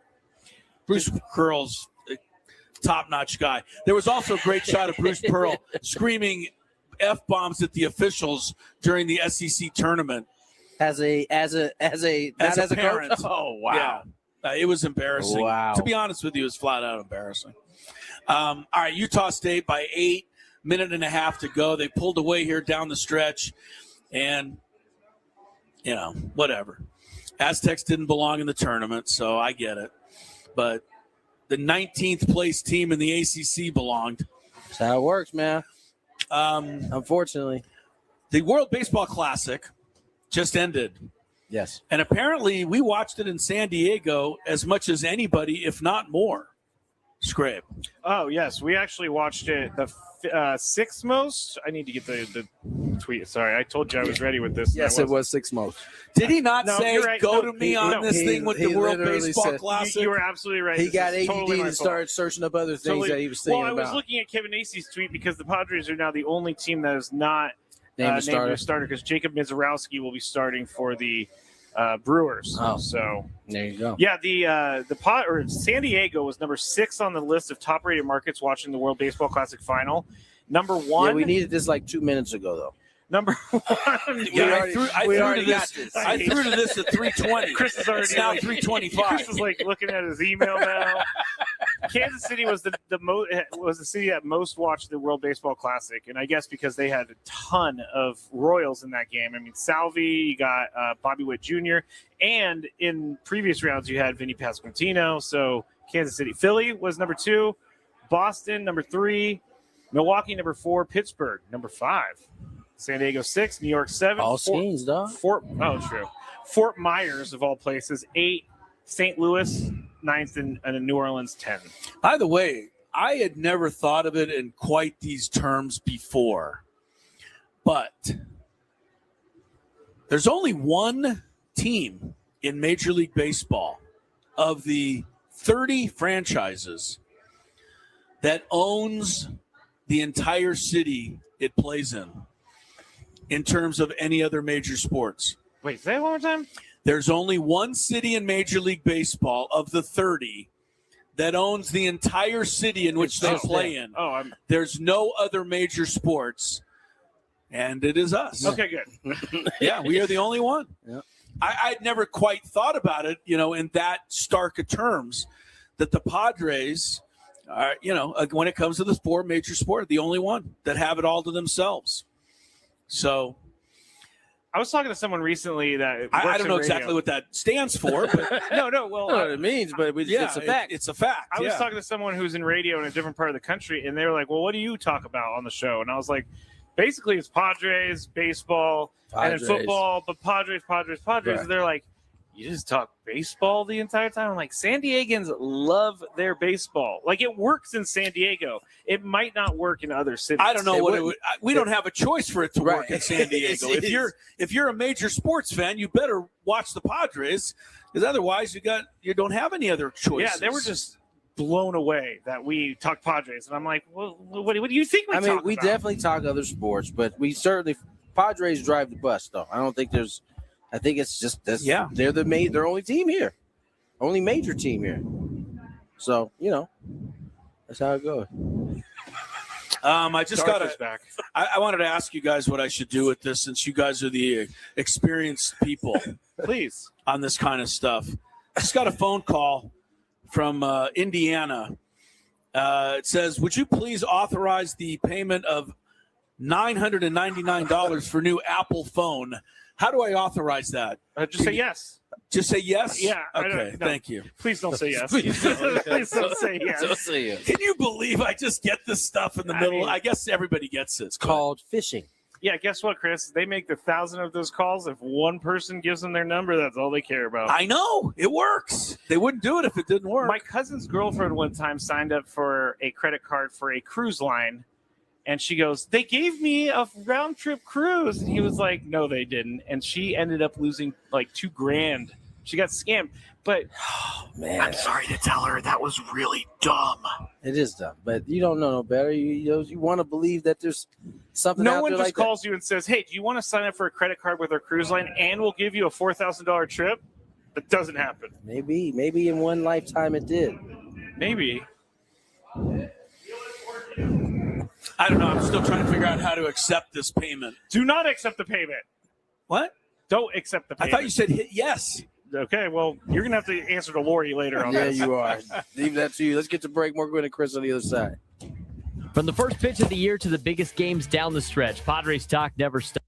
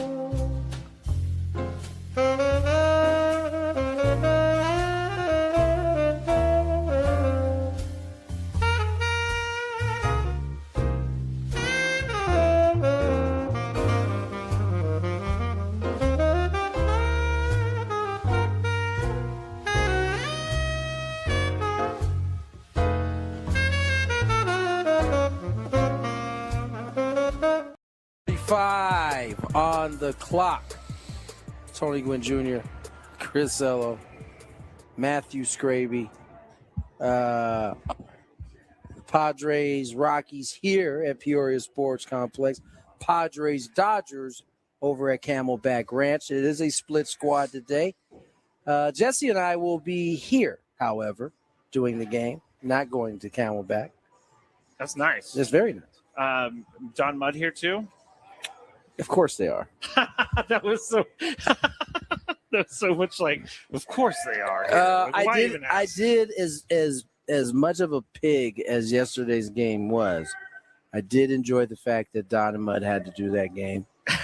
Their first one? That was their first one, and they caught a 3-hour joint on the first one. So I was very, as painful as that game was to do, I was very excited that they had to sit in, and after being in San Diego for the last 5 weeks, that they had to endure a little bit of Cactus League action. It was fulfilling looking over into their booth and seeing the misery in their faces as that game just as the 25th guy entered the lineup. And I enjoyed that very much. So. It's all relative, though, Tony.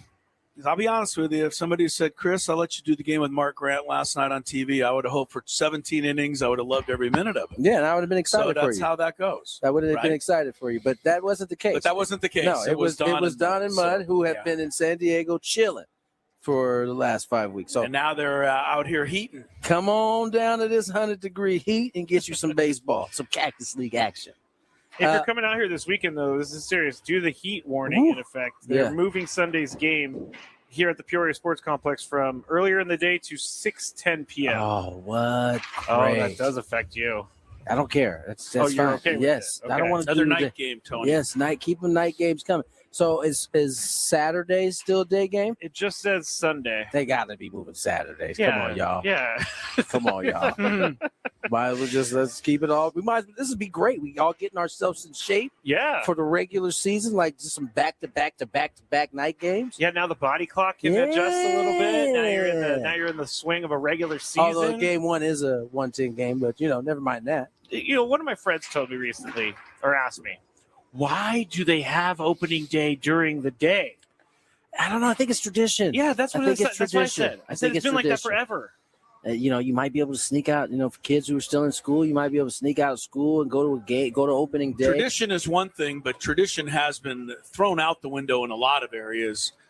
That's For true. about 100 years, the Cincinnati Reds always played the first game of the season. Remember that? Remember doing that when you were in high school? Yeah, Tony's taking a pen and he's making I it see what he's wave. He's making it wave. I used to do that all the time, so I'm not gonna lie. Adam, is traffic ready for us? You guys didn't hear anything I said about Cincinnati, did Yes, you? you said that for you didn't finish what you were saying. I don't think. I know because I was mesmerized by your pen. Go ahead. The Cincinnati, they used to do what? Because they were the first franchise in baseball history. That's right. They got to play the very first game of the season. That was a big deal for Cincinnati too. When I lived there, but it's no longer the case. No, and they were very upset about it. Was March still around when they took that away? I don't know. This was 2010, so I don't think so. Oh, so it was recent. Yeah, it was recent because they did these games. I think it was the Sunday night baseball is what started to take away when they would open up with a Sunday night game. They couldn't keep opening up in Cincinnati. Is that what you're saying? They didn't want to put the Reds in the first primetime game. Yeah, so that was the end of that. What did Adam say? Because he said yes. All right, so we can go. Let's get to traffic and then a big 5 coming around the corner. From the 855 Get Ross Traffic Center. Injured? Demand justice. Demand Jurowitz. 855GetRoss.com. Here's Kelly Danick. Traffic is brought to you by San Diego Law Firm, fighting for your sexual harassment rights at SDLF.com. Turning out to be a pretty busy afternoon here, guys, especially for South 805 travelers. There is a traffic alert for this crash past Market Street.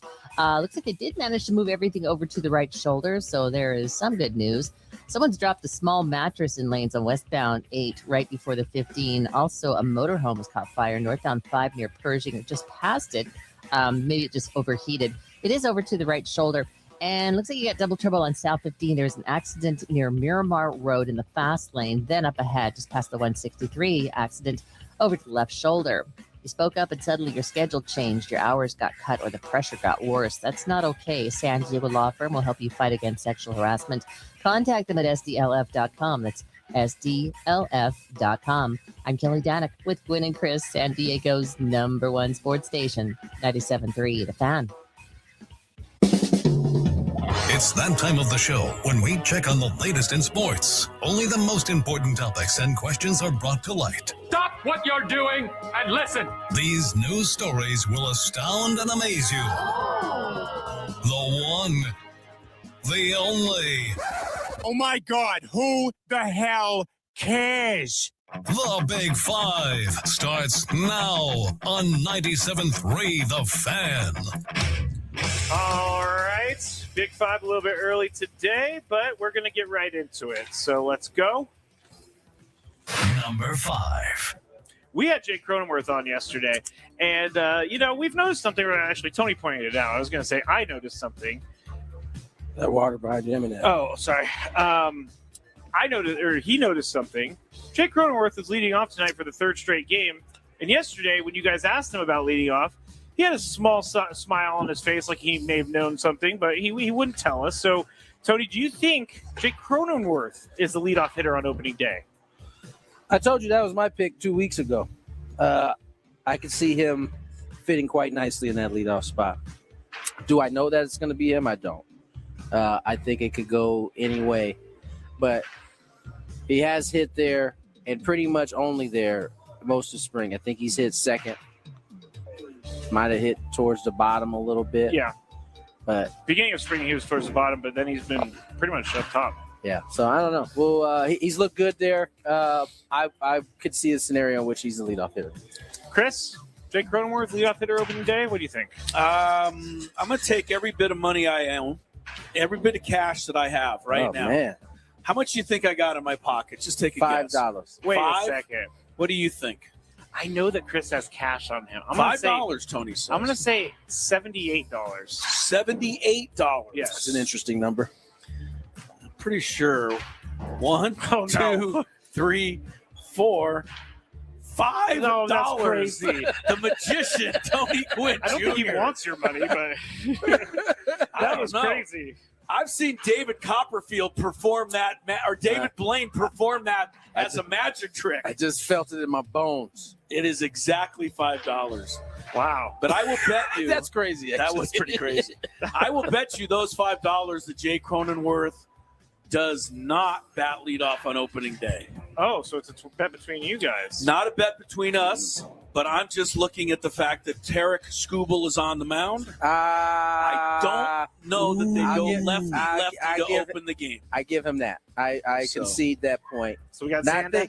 I was just thinking in general of who would be the leadoff guy. I could see him being that guy. I think Jake is going to be a leadoff guy this year. It looks that way, but I don't know that they go opening day. Your answer, very astute and well thought out. The spirit of the question was overall, but would you say overall? You asked opening day, though. No, you're right. You're right. No, Chris answered the question perfectly. Yeah, he did. Do you think, Chris, throughout the season, he ends up leading off more than anybody else? I don't know. I'm a little scared to talk right now. Tony obviously knows things about me that I don't even know about me. Tony's got cameras. You knew how much money he had? Got the $5 right on the money. I don't know. I don't think so. Okay. I just think it's going to start with Jake. Okay. For the first month or so. But I think it could change around a little bit as we go on. All right. Let's go to the next. Number 4. The San Francisco 49ers, or Santa Clara 49ers, are not exercising the $10 million option bonus on star left tackle Trent Williams.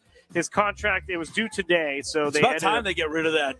Well, here it is. His salary cap number will grow close to $47 million, but the team is not overly concerned about it. Still plans to rework his contract before next month's NFL draft, sources told Adam Schefter. I asked this question a few weeks ago. Is he worth the issues? And you guys said, yes, he's worth the issues. Yeah. How many years would you give a 38-year-old Trent Williams in a contract? I didn't hear the question. Well, that's the question. Chris? I didn't hear the stage. Trent Williams has not had his option declined his picked option. up. They're going going to to rework be a free it. agent again. Oh, okay. How many years would I give him? Chris first. I'm going to talk to my friend Brock Purdy.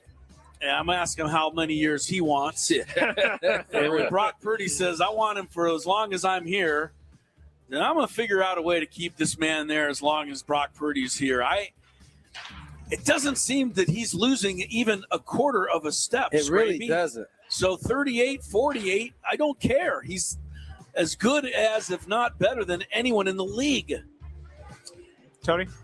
Yeah, what Chris said. I mean, if I want to keep Brock looking like Brock, I'm keeping him. I'm keeping that big old dude that is the otherwise known as Debo in football. No one wants any smoke with that dude.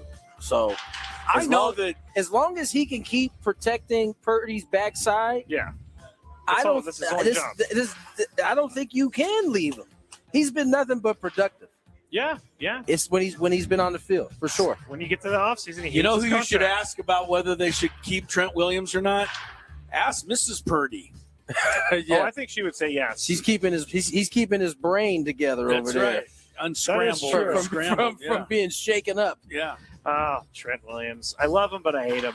What do you hate him for? Because every year it's the same thing. I don't make enough money. I'm going to hold on. He doesn't. Just say, hey, guess what? Just say, I don't want to take part in training camp. I'm fine with that. What do I care if you take part in training camp? Listen, he probably does say that, but he's like, hey, if you want me to show up, though, break bread. Break bread. See, you know what the 49ers could always do what the Chargers did with John Jefferson, who was Dan Fouts' greatest target. Send him to Green Bay?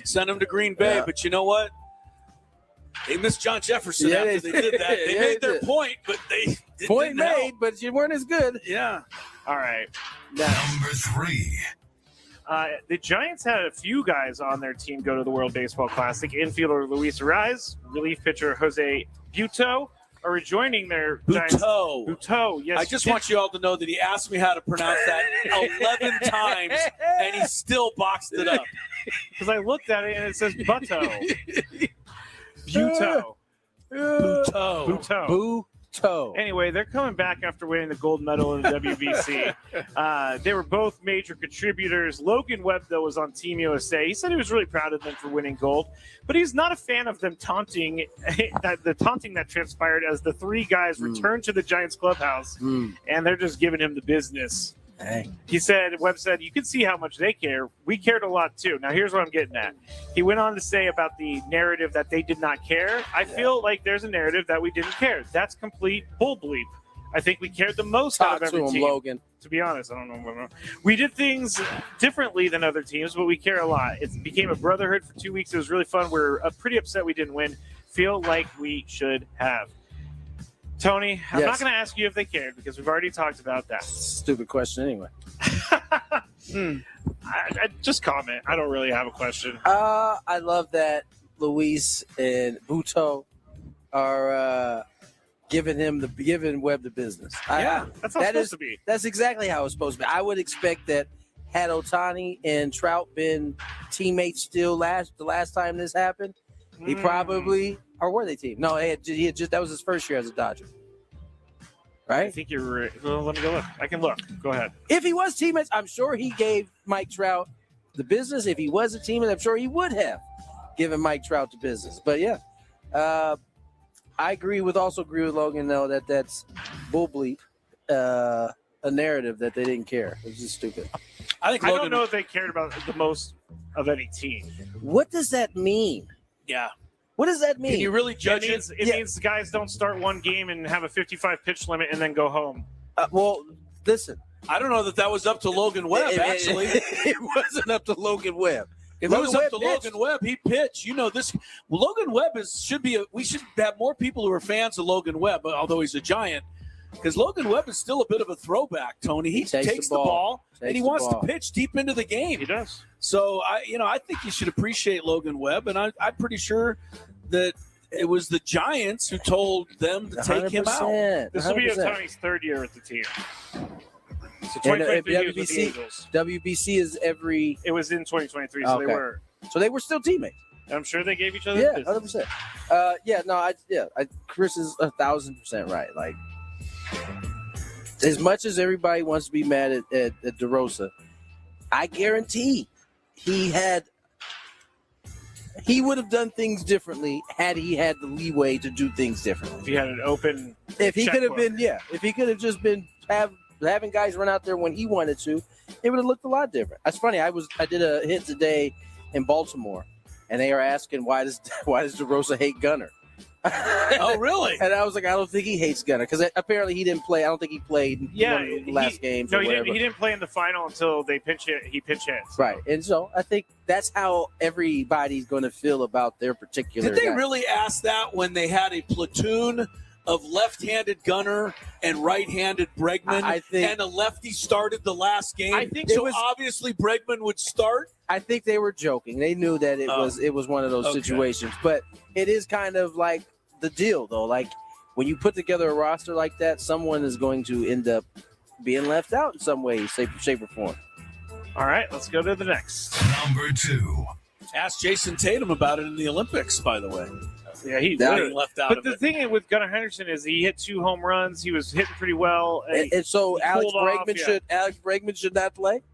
No, I mean it's tough. It's tough that's call to make. that's tough the call to point. make. Do I play Alex Bregman? Do Alex I play Bregman, Gunnar Henderson? Yeah, Alex Bregman, who was the most coveted free agent this year. It's not a coin flip when a left-handed pitcher's on the mound. Yeah. It's an easy decision that you go with Alex Bregman. Because God forbid he threw Gunnar Henderson in there with a left-hander and he went over. Oh my God! Can you imagine the? Yes, I can imagine everything I would have said. not just you, the whole. Yep. The whole shooting match. What is it? WBC. Yeah, there you go. No, not WBC. What's the stick? The statistic. WR. Oh, WAR. No. Oh my gosh. WRC. Yes. Oh, WRC. yeah, Thank okay. you. Sorry, I wasn't really paying attention. All right. Do we do that? What is it good for? Absolutely nothing. Number 2. President Donald Trump today signed an executive order aimed at preserving a long-standing college football tradition, mandating efforts to create an exclusive national broadcast window for the annual Army-Navy game. The order instructs the FCC and the Department of Commerce to coordinate with the NCAA and broadcast partners to prevent scheduling conflicts during the game's traditional spot. Now, he has been very into this Army-Navy game. He wants to keep the tradition going, and so he's going to try to make it the only game being played in the country at that time. Chris, good or bad idea?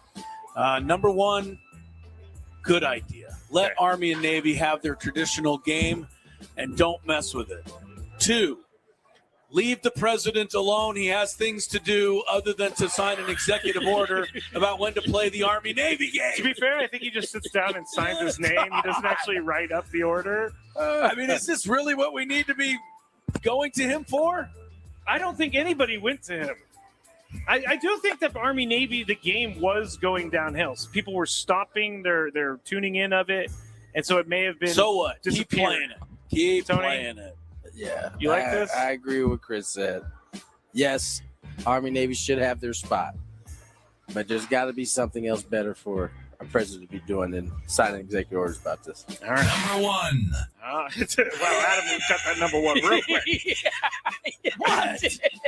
I'll just do this one. So this morning, Sam and I went to Waffle House to get something to eat. And he said it was sacrilegious that I did something at Waffle House.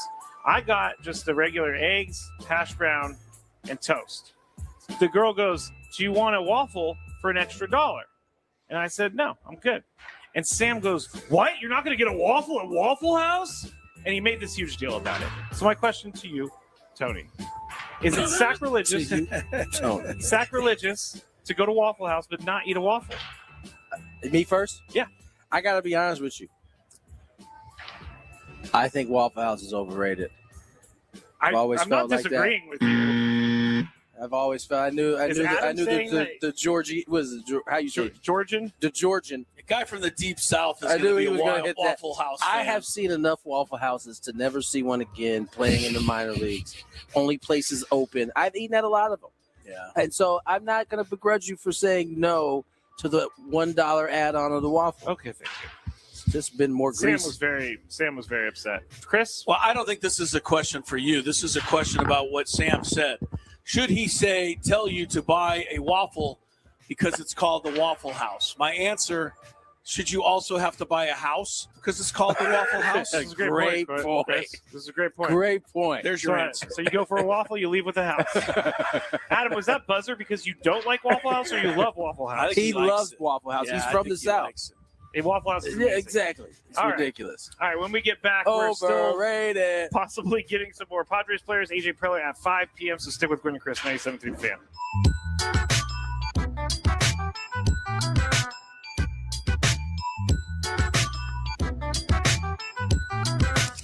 Padres, Rockies, Cactus League Baseball on the Fan. Morejon kicks and deals, and a swing and a miss. Our coverage begins today at 6 p.m. The Padres play here on 97.3 The Fan. The wait is over. 2026 Padres single game tickets are on sale now. Can't do it any better than that. Secure your seats for the biggest matchups of the year, including opening series presented.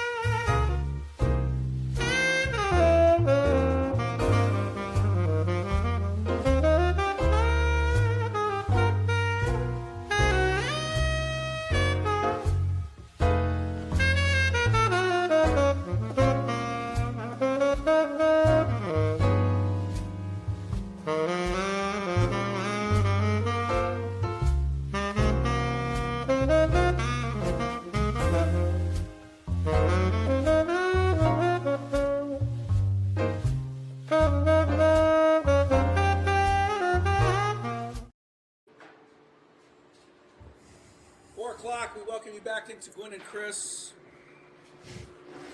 Try again. Unbelievable. I mean, really.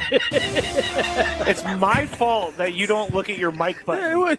You push them all the time. We didn't know. You've been pushing the button. All right. Never mind. Don't start. Don't start. No, my apologies for not pushing the button. No, you know and what, welcome Chris? back to Gwynn and Chris. I take responsibility for Welcome this. back to Gwynn and Chris. 4 o'clock. We're into hour number 3. Still to come, and I should say scheduled because things can change.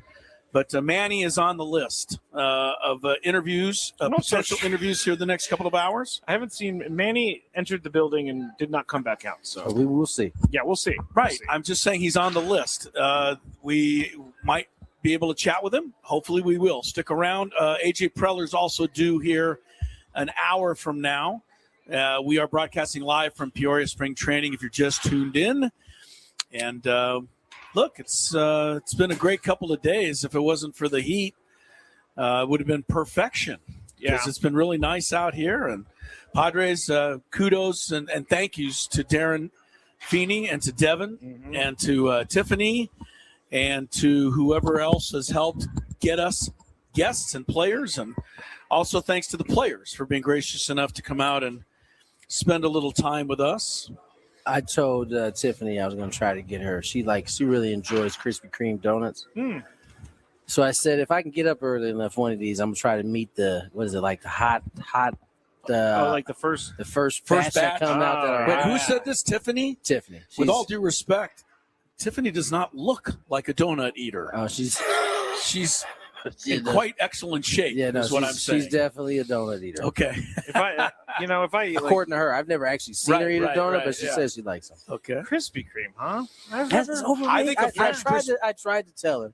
I said, are you going overrated again? Listen, they've changed Krispy Kreme over time. I remember when my dad, we had a place in Fishers, Indiana. First place we ever really found out about Krispy Kreme. This is in the 90s. And it tasted different. Just saying. I think over time, interesting. I think over time it's a different recipe. When they came to the western part of the world, my dad would fly these bad boys home. That's how good Krispy Kreme was. If there was none in the West Coast. The only one they had in the west of the Mississippi was at the Excalibur Hotel in Las Vegas. Random. Yeah, I mean, it was a bit of a lengthy drive just to get a donut. I don't know if my dad knew that. He was going all the way to Indiana. Yeah, he could have gone there. Just got to Vegas. Yeah, no, Krispy Kreme's interesting. Yeah. Haven't had one in a long, long time. Broadcasting live from the Bill House Studios where we know how. We know how. They just don't know how to put any air conditioning on because there's just no way to save us from the heat today. Yes. We usually have Chris versus the fans here, but we're not going to do it. We're actually going to double up on a couple giveaways for the McGuire's Good Guys. Very Del Mar nice of you, Nationals. Scrape. So, but I just wanted to tell everybody, Good Guys 25th McGuire's Del Mar Nationals Car Show, April 10th through the 12th at the Del Mar Fairgrounds. Over 2,500 hot rods, muscle cars, lowriders, woodies, and more. Get details at good-guys.com. That's good-guys.com. So again, we'll double up on a couple of prizes next week. Did you guys show the WNBA some love? I told you you're going to get it done. They got it done. We not only showed them love, we told Major League Baseball to pay attention. Yeah. They got it done with room to spare. They got it done. Which is proof that it can be done with room to spare. Seems like both sides were happy with how the deal broke down. I mean, $7 million from 1.5 is a huge cap. That's a nice raise, man. That's a massive raise. Are you kidding me? I'm sorry, Chris. I interrupted you. What were you going to say? No, you should be sorry because I was about to bring up Luka Doncic and the absolutely insane role. How about a 60-piece from my man Luka? I tell you what. Did you see? Somebody clipped this, and this is one of the good things about social media. Kobe's 60th point in his last game of his career came with 14.8 seconds from the free throw line. Luka's 60th point last night came with 40 at the same time. I don't know if it was 14.8, but it was that with a free throw that got him to 60. Wow. I think and I've heard a lot of amazing Luka statistics lately because he's getting not just 60, but he's getting 50 and 40, 48, and he's doing it on a nightly basis right now. James Worthy, who does now the Laker pre and post game, congratulated Luka the other day because Luka tied him in number of 30-point games as a Laker. He's only been here like 2 seasons. And James Worthy said, mind you, I was here for like 42 years. He's already tied me. And also understand that James Worthy is an easy Hall of Famer. Yeah. That's how good James Worthy was. Like, it wasn't a question whether he was a Hall of Fame player. And Luka has already equaled this guy in less than 1 year. By the way, that's one of my favorite things about James is James has been very critical of his team at times this year. Well, but he's also willing to hand out the compliments when it's and deserved. you know what? When you do that, it tends to carry a little more respectability with it. For sure. When you are a little critical.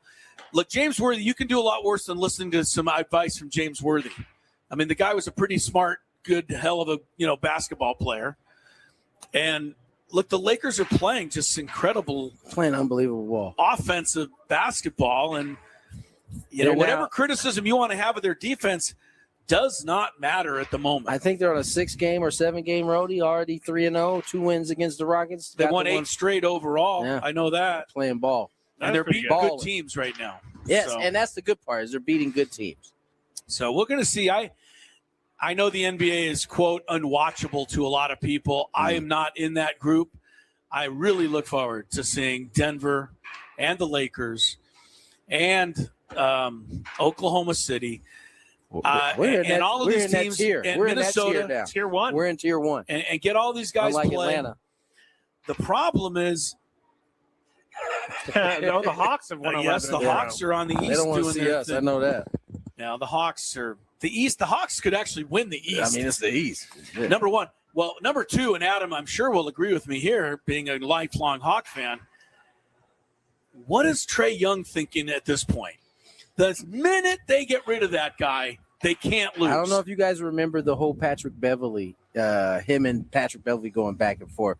One of the things Patrick Beverly said was that he was not a winning player.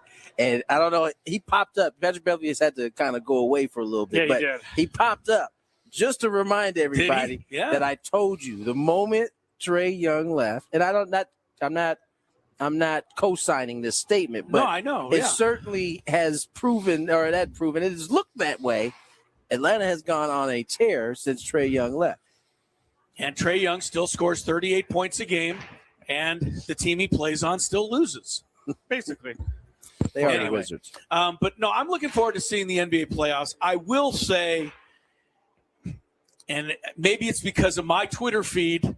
Yeah, but because of your Twitter feed. These guys have got to stop flopping. Who's these rolling guys? Around in agony? Who are these guys? LeBron James. That's exactly who he's talking about. Jokic is now on the list too, Tony. And Luka. Your algorithm has picked up on Jokic. Jokic is flopping now. SGA hasn't made a shot without pushing off since November. I don't know that it's flopping. I think it's more foul baiting. Oh, foul baiting. Well, that's another word for it, right? Foul baiting. You know, Jaylen Brown had a whole thing about, boy, SGA, all he does is throw his arms up and look for a foul. The next game, they showed a video of Jaylen Brown doing the same thing the whole game. Yeah, Jaylen Brown was complaining about something that he does too. It was almost like he was mad at Luka for getting away with it. I think Jalen's point is I play defense on the other end. I fall victim to these same moves. So because he's usually guarding the best player on the other side. So he's having to deal with it. So he's like, it's fine. If they're going to use it, then I'm going to foul bait too. Get your hands caught in the cookie jar. One thing that we got to remind each other, all of us, is that SGA and Jaylen Brown and Luka and Jokic and everyone you want to name, they're all just doing what the rules are saying they can do. And until the rules say, we are going to call a push-off now and again. We are going to call foul baiting an unsportsmanlike act. Hey, it's going to continue. Scraby, Aaron Judge has some words for you. You want me to read them to you? Yes, please. To me, okay. Yeah, to you first. He said, every culture is different. I loved everything Mexico, Great Britain, and the DR were doing. My passion is grinding in the batting cage when no one is watching. As a 6-year-old with my dad. If I don't show it outwardly, it doesn't mean I don't love the game. So take that. I just died a little bit inside. So take that. I just died. That was such a. I don't even want to say the word. What is wrong with that? My love of the game comes from when no one is watching. Well, but you play a game that pays you millions of dollars to have people watch you. I don't care. Aaron Judge said it was better than a World Series, which is crazy to me. Why is that? Because did he say that it was better than a World Series? Let me grab the quote. Pull that up. He said it was right on par. While you're looking that up, Scraby, congrats. We did this last week, but I'm going to congratulate them again. The UC San Diego women's basketball team. They made it to the NCAA tournament for the second year in a row. Their dream did end today in a loss to TCU. I almost don't want to give the score. It was a rough score. It was rough. Just give the score. 86-40. They made it to the tournament. But they made it to the tournament for second year in a row. Good on those kids. And, if you need a hug, I know how you feel because that same score happened pretty much to the Aztecs last year in the first round of the NCAA tournament. No shame. Going there and losing to a really good team. So I just saw a clip of the Santa Clara clip of where the coach called timeout. I got to tell you, I'm not mad at the referees for not calling it. So you don't think he didn't get it demonstrative? It was demonstrative, but if you're the referee and the ball is already being put in bound, the referee had already turned to run. So and I'm sure after he hits that shot, you can't hear anything unless you're pretty close. The thing I think the coach made a mistake on, where he was stationed when the play happened. Most of those guys hang out at least near the scorer's out table. By the three-point line. He was tucked in all the way by the seats of their bench, like the baseline, beyond where the coaches are, like where the players are. Okay. And then it was a hesitation. I'll show it to you because they have it right there. Yeah. There was a slight delay in when he actually asked for it, and I think the referees very easily could not have seen or heard him by the time he came running up to call it. There's no way the guy running the other way could have seen it. No. The other two, I don't disagree with you, Tony, but a really good ref, and I again think these are really good refs. Someone have been you almost have to anticipate it. Yeah, I can see that. You have to glance over. When that ball goes in, I think you almost have to glance over and say, I wonder if he wants the timeout here. And nobody did that. But that's fair. It doesn't also matter. If they don't, it's like a batter in the box, right, Tony? If you call timeout, the ump doesn't give it to you. If you put your hand up to call timeout, he doesn't see it. Too bad. No timeout. Yeah. So, you know what? There was no timeout, and the kid from Kentucky made the shot, and that's all she wrote. Here's the Aaron Judge quote. Quote, it's bigger and better than the World Series. The passion that these fans have representing the country, representing some of their favorite players, there's nothing like it. I think that statement is not inaccurate. Like, when the World Series happens, it's usually us Americans watching it. Like, you don't have the DR fans and the drums and, all the different sound makers. Fernando said everything was the same except for the drums. And Manny wants drums. Yeah, I don't know if that's going to happen, but that would be kind of fun, though. Why don't we be the first team to have? I wouldn't mind it, but I think a lot of other people would. What do you think would happen if the Padres brought in noisemakers? The SDFC cheer section. Oh, and just put them behind third base. That might be good.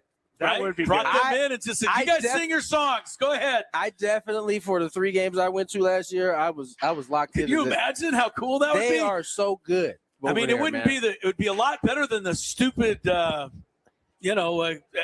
Braves Warhawk chant. Let these guys sing their songs over there and have a ball. Yeah, the Braves and the Chiefs apparently don't have to conform to the rest of the world. No, they just keep on going on. And Florida State. I mean, I was looking at their logo the other day. I'm not a guy who gets offended. Here, I'm just picturing Eric Grupner right now, CEO of the Padres. He's listening in the background of the show. He just heard my idea. He just called a meeting. Hey, we got it.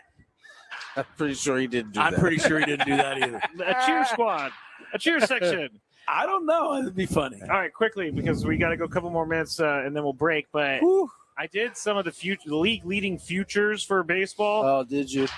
Most regular season home runs favorite is Aaron Judge, then Shohei, then Kyle Schwarber, then Cal Raleigh. So, I mean, I don't think anyone else is going to overtake. Would anybody bet over on Cal Raleigh to hit more this year than last year? No, I don't think nobody would, right? Yeah.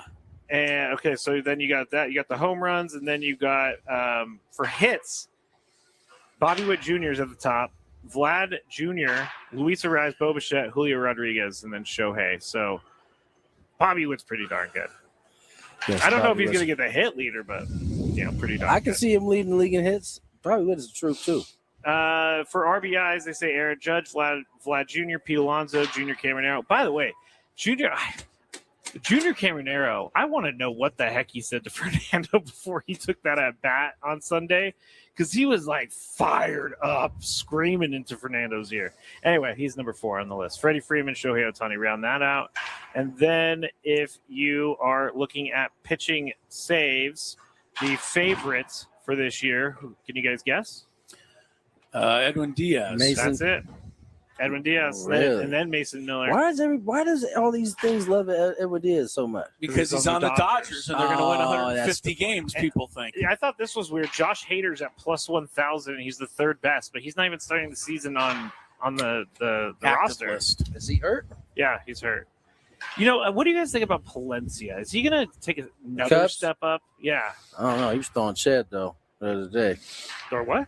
Ched? Cheddar. Oh What- gosh, I heard something different. Cheddar, yeah, Ched. Okay. Jeez. Yeah, it used to just be cheese. Then it became cheddar cheese. Now, One of my favorite things that Tony says, he tried to sneak the cheese past the rat. Yeah. You can't see. That's an old one right there. It is an old one. All right, let's get the break because I am about to pass out. It's hot. More Gwynn and Chris on the other side. Traffic. From the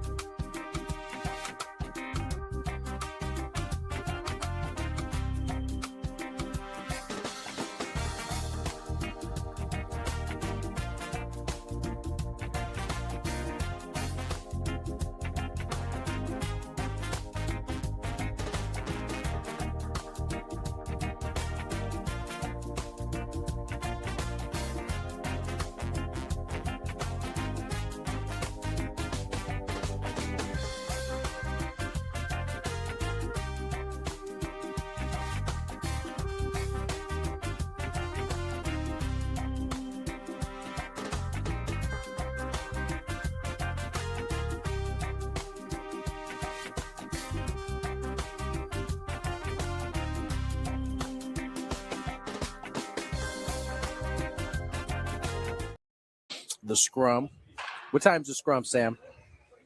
Said 25. So, yeah, in about It's 24 now. Yeah, so yeah, I don't know why Jesse can't come here for 4 seconds and then go back. Jess, you can wait until after. All right. Scraby is Well, I sit here. Okay.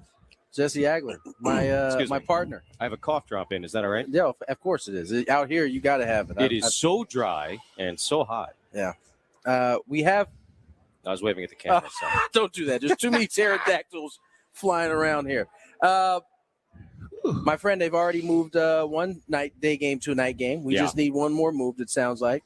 Don't know if that's going to happen. Yeah, I mean, the Monday game, I don't think they can move, right? No. Because everybody's trying to get out of here. Saturday's a day game, though, right? Against the Brewers on the road. So that is the Brewers' responsibility. Come on, Do we call Brian Anderson? Do we call, what do we do? Jeff Levering? Is this does Rock make this call? That booth doesn't seem very ventilated either. It seems like it's a little toasty in that one. I mean, I don't know, man. I feel like if they were going to do it, they would have done it. Yeah. Yeah. We're going. They don't lead the league in the breezes in Maryvale. Are they still playing Maryvale? They do. They don't call it Maryvale anymore. Oh, they don't? They've rebranded it as Phoenix. Oh, okay. Is that right? They do not like when you say Maryvale. Oh, really? Why not? Yeah, kind of like the A's don't want you to say Sacramento. Yeah. They don't want you to say Maryvale. American Family Fields of Phoenix, or as we call it, AmFop. Yes. I don't think they like that either. Jess, you've been here as long as I have. Yes. Which, only 6 years. It's fine. What have been your thoughts on the camp and what we've seen so far? I mean, the main thing that stands out to me, and you and I have talked about it literally every day, is it seems like, certainly compared to last year, they are hitting the ball exceptionally hard. Like top to bottom, doesn't matter who it is. Yeah. You know, starting guys, El Paso guys, San Antonio guys, it doesn't matter. It just seems that everybody who's coming out is hitting the ball really, really hard, and that is encouraging. And look, I mean, I know the jokes about hitting coaches in Petco Park. We've all been there, and we've all seen it, and we all know the deal, and we know how it goes. But, I mean, it has been loud, it has been noticeable, and it's been really impressive so far. Jesse, what would be your best guess? I'm not trying to put you on the spot, but the Final Four. In basketball? No, the Final Four. I was like, let me get my bracket out. I think I had Arizona. Nobody's brackets together. Okay. Yeah. Trapezoid of excellence. The Final Four, as in that's the Cronenworth thing right there. When the game starts next Thursday, 9 guys run out there. 4 bench players are there next to Craig Stammen. Who do you think they'll be? I mean, it depends on the lineup, right? You fit Scooble's starting; he's a lefty. So Castellanos is probably in the starting lineup. Sheets then is on the bench. Okay. I think Bryce Johnson is on the bench. Miguel Andujar's probably in the starting lineup because of his success against lefties. So this is now going to put me into knots. Who's that? Campusano's the backup catcher, so I'm missing one guy. Who's a left-handed hitter that might be in the starting lineup but wouldn't be that I'm day? drawing a blank right now. Well, I think it's going to come down to Ty France or Miranda for the 13th spot. Yeah, what there do you go. Think? I'm probably Ty. I think if we looked at the contract stuff, I think at some point, and I think Ty we had Ty earlier on, and he kind of indicated that we'll know something one way or another. What did he say, tomorrow? He said tomorrow. So that might be his out. Don't know what is that what means, we're kind of possibly thinking. That's the thing. We don't necessarily know all the contract details for all of these guys. A lot of them have a thing that play says, a part in it for sure. Right, I have to be on the major league roster by X date where I can get out of here. Some guys' dates are later than other guys, so that all plays a part. But look, they've both had really impressive springs. Another thing Tony and I have talked a lot about on these broadcasts is just that it would appear that, for the first time in a couple of years at least, you're going to be able to be in a situation where, May rolls around, June rolls around, somebody, rolls an ankle, all right, he's going to be out for 10 days. There's somebody at AAA you're completely comfortable with, being asked to come up and fill that role for a couple of weeks. Yeah, I think there has been a ton of, you mentioned Miranda, Bowen, is another one. Nick Schnell, Solak, all those guys. Yeah, these guys have all put up numbers, and they've done it in the past. So, pitching, I think that's probably the next big thing. A little more clarity, and clarity not necessarily in a good way, right? I mean, Joe's injury opens up another spot that otherwise wouldn't be available. Yeah. What's been your take on what we've seen so far just from the guys who are in the competition? Yeah, you feel great about the bullpen. So let's just kind of put that out there. And that does make me feel better about the rotation because those things are connected. Correct. As much as we talk about them, obviously, as separate units, and they are, if you have a really good bullpen, that can help your rotation when and if needed. And I think we'll probably see some of that, especially early on in the season. As far as the rotation goes, look, you have Pivetta and King at the top. Randy Vasquez has been one of the great stories of this camp. From a pitching perspective, there's no better story, I don't think, spring training this year than the way Randy Vasquez has thrown the ball. So, you've got that. And then after that, I think, right, it's Buehler and Marquez who have looked the best, from that perspective. Matt Waldron's working his way back. He looked really good the other day when he threw for the first time since he had his procedure. So, you kind of figure it all out as time goes along here. But this is going to be one of those deals, I think, probably all year long, where it moves around a little bit. Is Joe Musgrove available now? Okay, that changes something. Is he not available at that point? That changes something else. Is this guy as effective as he was last week? No. Okay, we'll move this piece. And then again, the bullpen can play a part in that. So I think the rotation is something of a moving target. You want to call it, the carnival basketball game, right? Like that's I think, and what it's going to be for a lot of this year. And by the way, that's true of the Padres and probably 29 other teams as well. Real quick, Stam is arrived. Do you want to go hop into the scrum? That's all right. I'll get the video from Sammy Love. I'll ask you then about the WBC because we got a chance to experience some really good baseball. Over the last couple of weeks. Obviously, good for baseball. Yes. What was your take? Did you enjoy it as much as everyone else did? Yeah, I did. And I think, we talked about this a lot. The last tournament in 23, I think, was like the tipping point tournament for the WBC, where it's like, okay, everybody's all in on this. It's been proven that it's fun. It got the players involved. It got the fans involved. And that was only, shown to be true with the tournament this year. It's great. I love it. I think it's only going to get bigger. I think it's only going to get better. I understand the argument about maybe, fooling around and putting it around the All-Star break or after the All-Star break. Already articles popping up about Already. it. I think we're going to hear that conversation with the Olympics next year in L.A., which is probably a one-off thing because the Olympics are in L.A. and not, halfway around the world or something like that. Right. That's not necessarily a regular thing, but baseball is going to be in the Olympics next year, in part because the Olympics are in the U.S. But I'm not – there's a little bit of a concern I have. This is maybe getting like nerdy, deep Jesse talk here, but like I have like something in the back of my mind that this commissioner is maybe not as enthusiastic about the 162-game grind as a lot of other people in baseball are. I think for the players, for a lot of broadcasters, for a lot of people in the game, there's something about 162 or 154 for that matter, but the long grind of the baseball season that they take great pride in. Yeah. And I don't know that is shared at the very top right now, baseball. And I think, by the way, they're talking about these other events. Shortening the season. Or cutting it in half. And so if you put the WBC, in the middle every 3 years, or something like that, you could do a split season like they've done in the minor leagues. You could have a first half champ, a second half champ. That's something that was floated out there several years ago. Kind of feels like there's some momentum for that. It obviously, you could have two trade deadlines, a first half trade deadline, a second trade half deadline. If you had a serious injury problem in the first half, you could recoup, say, all right, we're going to punt on the first half, or we're not going to worry about it so much. We'll recover for the second half and make our run then and get into the playoffs. I just think there's a very real possibility that what we all see is the grind of, again, what if you want to call it 154, 162, whatever. But that is maybe a little bit, I don't want to say in danger, but it is something that I think is being kicked around, that might not be a sure thing as the future of this sport. And I think the WBC conversation is at least a little bit a part of that. So it's not so much the grind per se, because you still would be out there playing that many games. It's just the grind in terms of that whole pot. Cutting it down a little bit. Yeah, that's. Cutting it down. I hadn't heard that. That's an interesting. And again, if you're able to stick a tournament in the middle, that's a perfect way. Does the season then? You've read a little bit more about this than I have. Does the season then expand? In terms of how long it is? Does it go beyond? I don't know about October, the calendar November. Yet. I would hope not. I don't think they want to do that. I don't think they want to mess around too much with football season. The one thing you can't say about what Jesse's saying is that it's impossible, because if he would have sat here 8 years ago and said, they're going to put a runner on second base in the 10th inning, it's crazy. All right, one last rules question. Sorry, or do you want to go? No, he's done. I was just peeking. Okay. What do you think about the ABS? Because my crazy mind, I'm seeing in spring training, challenge. I mean, do we want a challenge, 10 times a game, or 5 times in one inning, or do you don't think it'll be like that once the games really start? There will be games like that. There will be games like And that. you're Now, I don't okay. think it'll be regularly that you see that. But look, like, umpires, like players, like broadcasters, they're going to have off nights. And, like, you're going to see it when it happens. Yeah. There's going to be a guy who's a little tired. This is a conversation that came up last night with Jesse and I. With the umpires, there used to be a time when a game was getting out of hand. They could kind of control it, open up the zone a little bit.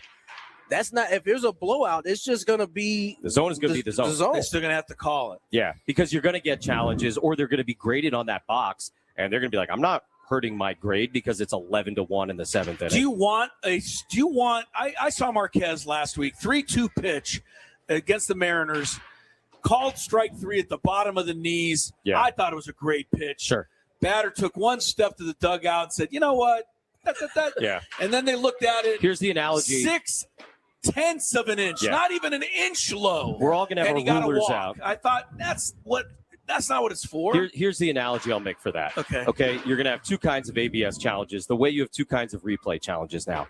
You're going to have the calls like that, which are the replay equivalent of that play at second base where the guy's spike just comes off the bag at second base, and we all sort of roll our eyes at it. Like, oh, that's kind of annoying. He was clearly safe. He beat the throw, but his ankle just lost contact. The guy kept it tight. That is that version of ABS. Yeah. Then you're going to have the calls where it was such a bad miss, and you're going to go, oh, boy, thank goodness we have this system because that was such a bad call. I'm glad we have a way to fix it. And that's the ones you will remember far more than the others. But So hopefully you there think we are need, far more of those. so we need to put up with one type of challenge to have them both. I'm not saying I believe that, but I think that's a fair thing to say, yeah. Is there concern that, and I hadn't thought about this really until he just brought up the 10 challenges, and we've had our challenges. The game kind of just moves along. Do you think they'll rethink how it's applied if time of game gets longer? I think they'll find other ways to quicken the game. I know they're talking about. I mean, but we're eventually, I would think, going to run out of ways to speed it up. Pretty soon, you're only going to get one throw to first base. I can see that coming. That's coming. Jesse brings up a good point. There's only at least in the minor leagues, they're experimenting with timing the pitching mound visits, right? Because that can be something you can shave off time. But if you get enough of those bad games, like you're talking about, it does affect the average. No doubt. It'll Time. bring the time up. And as you pointed out to me earlier this spring, time of game went up a tick. Yeah, 5 minutes, I think? 5 minutes last year. So they're aware. They're looking at it. There's no doubt they care about that. Here's a fun. Well, I think it kind of coincides with the popularity of the game kind of trickling back up. No for doubt. Sure. No doubt. Here's a fun game to play. You can do with your audience, right? Think about, because again, you could theoretically have infinite challenges in a game. Right. What do you think is the highest number of challenges we will see in a single game this year? I've been trying to wrap in my mind. I think it's a great question. We have no idea. I think you could see double digits. For sure. Yeah. For sure. Digits. Yeah. I was going to say 35. you get a good. I would go like over under like 12 and a half. I think the most 15 will be like the top number. They had like one guy had 5 in the first inning. But that's the thing, and that's the thing about spring training. A different beast. They're not going to listen. I think these coaches, and Stam has talked about this specifically. They are paying attention right now to who's good, who's not, when the best time to challenge is. I don't know if you saw this. Milwaukee got in trouble at the beginning of spring training because they were holding up signs in innings in which it was a good time to be challenged. It was a leverage inning. Major League Baseball jumped in and said, no, you can't do that. That is not the spirit of the rule. We don't want that. But teams are going to be thinking about that. So I would say that you probably won't see a ton of games in which there's a challenge before the fourth. I agree. I disagree because I think the catchers are going to be right 98% of the time. That's also There's true. just no reason for them not to. Yeah, no, if they're really right good at there. it. Yeah, if they're really good at it, you might as well. So, I mean, there's so many different we'll things that see. are intriguing as we get ready to go to see. Jesse, appreciate your time. Real man. quick, Jesse is he's a real guest, so he has to be brought to us for by sure. the SDCCU fan hotline. It's not big bank banking. It's better. It's better. Thank you, Jesse. Appreciate your time, brother. Yeah. All right. I think we're past the break, but we're going to take one anyway, Scraby says, and Gwynn and Chris will roll on from here. Are you?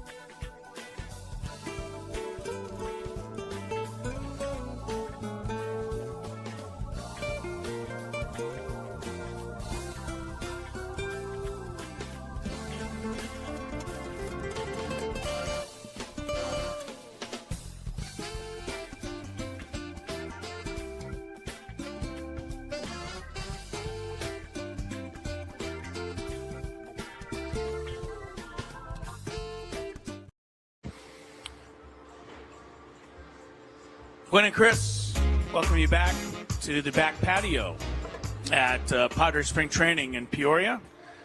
Fernando Tatis Jr. just took a little stride out toward the batting cages. And lo and behold, Scraby, there's kind of a lot of people surrounding the cages now. Oh, of course. To watch Fernando hit. Oh, wow. Yes, I just turned around. There is a ton of people. A lot of people. Walker Buehler had a bullpen session just a little bit ago. A.J. Preller, general manager of the Padres, due to visit with us at 5 o'clock. We had hoped to get Manny today. Last I checked, Manny's in the cage right now. Yes. UCLA 18, Central Florida 12, early in the first half. Well, midway through the first half there. Iowa leads at Clemson 32-25, or not at Clemson, but they lead Clemson at halftime. Those are two games that are underway right now. If you missed some of the March Madness earlier today, Utah State won at Viejas Arena. I thought they looked pretty good doing it. They pulled away from Villanova, beat them by 10. And I don't know. It just seems too obvious to say, okay, well, yeah, you're right. The Mountain West only deserved one bid, but that's kind of how I feel. Yeah. You know, watching Utah State, they certainly looked like they belonged, and they probably belonged as higher than a 9 seed. But anyway, they won. Kentucky won the thriller of the day over Santa Clara in overtime. Kentucky needed a half-court bank shot to go in at the regulation buzzer to force overtime. That's crazy. And they got it, and then they won in overtime. Everything else pretty much as you might have expected earlier today in the NCAA tournament. Scrape, yes. We have a little traffic to check here. Yeah, but let me get into this real quick, and then we'll check some traffic. As you know, I kind of felt bad because when I went over to get Jesse, I was like, hey, you want to come over and talk real quick? He's like, I'm going to listen to Craig Stammen. I said, no problem. He said, I could do it after. I'm like, well, I think you're going to go be doing your game. And so he's like, no, I'll come over. And then Craig starts and Jesse's like, whatever. I think he was fine. Okay. Because everybody records what Craig Stammen said anyway. That's true. And he's been doing it every day for the last 45 days. And Jesse will be filled in on everything Craig Stammen said. Among the things he said was that Jason Adam will pitch in the game tonight. Yes. Which is, I think, something for everybody to be keeping an eye on. And potentially Monday, if that goes well, according to AJ Cassaville, still a chance Jason Adam makes the roster. Now, here's something we expected. Yuki Matsui is going to open the season on the IL with a groin strain. Stammen said he'll face hitters in the coming days and probably isn't too far off, but we all know how Chris feels about that whole thing. Yeah, Joe Musgrove wasn't too far off a month ago, Scrape. Yeah, I mean, still haven't seen him. I didn't expect for any updates while he's been injured, but it's been pretty quiet lately. Going to be a couple of days, guys. Just a couple of days. Yeah. Yeah, we've heard it. All right, let's check traffic, which we don't have to wait a couple of days. We can have it now. From the 855 Get Ross Traffic Center. Injured? Demand justice. Demand Jurowitz. 855GetRoss.com. Here's Kelly Danick. Traffic is brought to you by Creative Repipes. Speeds are slowly getting back to normal. South 805 accident cleared over the right shoulder just past Market Street. Now an accident eastbound 8 just past Mission Center Road. There's a vehicle in the center divide and possibly one over the right shoulder. East 52 past Regents Road. Collision over to the right shoulder. Also, North 5 Coastline near Carlsbad Village Drive, an accident over to the right shoulder. North 15 has been giving us some headaches this afternoon. Accident cleared near Miramar Road, but up ahead near the 56. Accident being cleared out of middle lanes. Then a stall near Carmel Mountain Road that is in the fast lane. Don't wait until that water leak in your home becomes a flood. Call Creative Repipe for whole house repipes. Get a 20% discount plus a lifetime warranty. Free estimates with financing available. Visit CreativeRepipe.com. That's CreativeRepipe.com. I'm Kelly Danick with Gwynn and Chris, San Diego's #1 sports station, 97.3 The Fan. All right, we mentioned it yesterday. One of the things that I thought was really cool that happened yesterday in the NCAA tournament was Nebraska and their broadcaster. Yes. Of 41 years. Yeah. What was his name? Vern Lundquist? Not Vern Lundquist. Yeah, the name escaped me, but he had been calling their games for 41 years. Nebraska's never won a tournament game. Yeah. And they won yesterday, and there was a really wonderful video of him calling the final seconds as they ticked off the clock. And Kent Pavelka. Thank you. Yeah, Kent Pavelka. So good for Kent. I as somebody who broadcasts, and Jesse does it, and anyone who broadcasts, you're not part of the team. You get that. You're not on the roster. But you still spend a lot of sweat. Yes. You're on the airplanes. You're in the hotels. You're at practices. You get to know everybody. You root for people, especially college kids. Yeah. And to be on part of a program for 41 years and never win once, and to win, that was pretty exciting. Yeah. So good for him. On the other end of that spectrum, yes, was the college students at High Point University yesterday. And I'm also thinking a little bit about being these kids. They go to High Point University. It's only known to the people in and around North Carolina where the university is. You know what Braden texted me earlier? It completely escaped my mind. That's where I knew High Point sounded familiar. That's where his sister went to school. Braden's sister? Okay, well, Braden's sister and these announcers are the only students at High Point University. But they got to go with the basketball team to the first round of the NCAA tournament. That's amazing that they even took them. Right, and broadcast the game yesterday. And then they won. And I guess this was all the way in Portland, Oregon, which for a kid from North Carolina is a hell of a nice or fun, crazy trip to take. And here's the call from the High Point students who broadcast the victory yesterday over Wisconsin. I thought this would be fun. Anderson, driving, step back. In circles now, Johnson catch and shoot.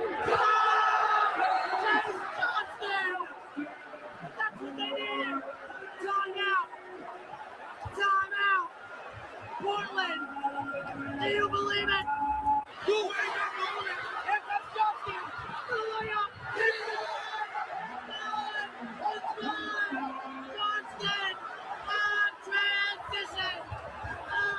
takes it inbounds. 9 seconds. Boyd wants it inside. Drive. 6 seconds. Block. Now Boyd, they launch down court. Anderson gets it. Throw on the glass slipper. It's a Cinderella story in Portland, Oregon. For the first time in program history, High Point breaks through. We will see you in the round of 32. Can we just remind everybody that there is nothing, maybe your child being born, I don't know, maybe, seeing your son or daughter married, what else can give any person that much joy than a sporting event? I can't think of anything. Maybe the birth of a child, That's what I just said. I birth know. of a That's child. why I'm trying to think through things. There's just not much. Those kids, speaking of a birth of a child, it sounded like that kid was having a child. You should. He was so happy. For the people on YouTube, it was also married up to the video, and just everything that he did was turn to his partner and grab him. And you could just Can you believe this? It was so like you couldn't even hear him because the stadium was going so crazy. You could just hear how excited he was. I mean, that, like you said, that is, as a college broadcaster, it does not get any better than that. It really doesn't. I mean, because when you're in college, you can still unabashedly root for your team, even as a media person. Yes. Once you move on from college, now you have to be somewhat professional about it. But those kids, you talk about having the time of their lives. Isn't that what student radio's for? Is to be like over the top crazy? And to learn and to, see what it's all about. Kudos to High Point for including those kids on the trip and, bringing them with so that they could have that experience. Now, when they get mopped, who are they playing? Sorry. Well, they play the Sauce tomorrow.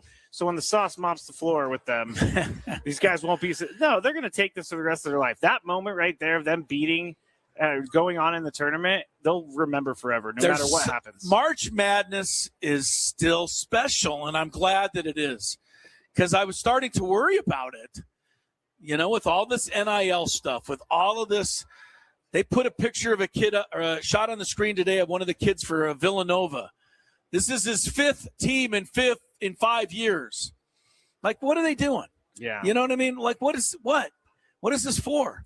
Like, what education is that kid getting, if any? Don't even start me on the actual education in college, because it's not happening. For some of them. There's so many negatives about college sports right now, and basketball, where these NIL kids come and they go and they just don't care. And then you see High Point win, and you hear that reaction. That's pretty awesome. It was awesome.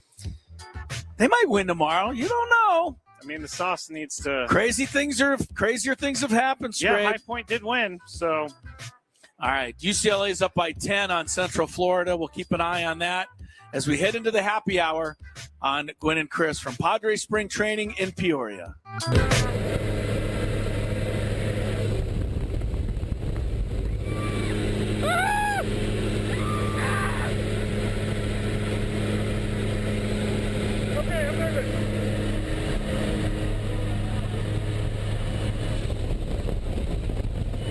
Stay low.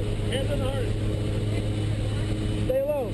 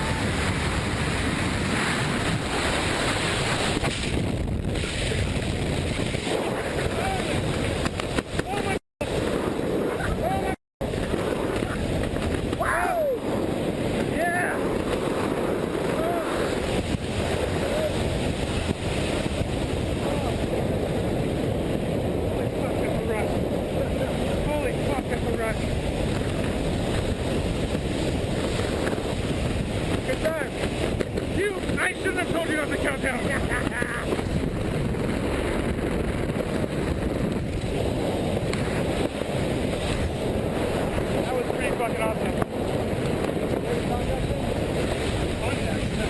Okay, take Donald down here next. Crash landing, huh? What? We're gonna crash land. More or less. We're gonna hit the ground. Keep my knee. Don't worry about it. Pick up. Runs up. Right on all the way down. Right, right, right. All the way. Here we go. Up there.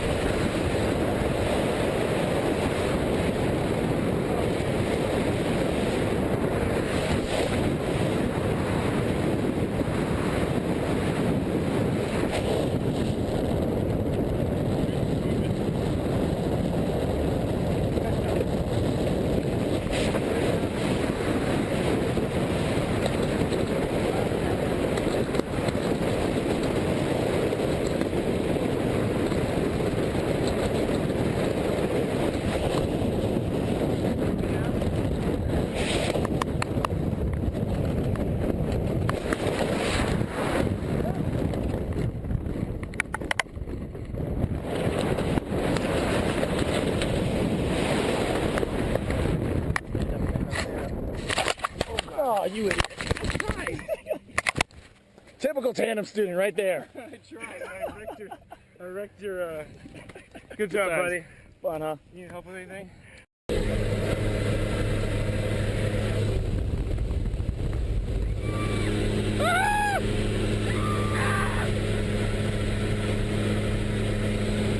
Okay, I'm nervous.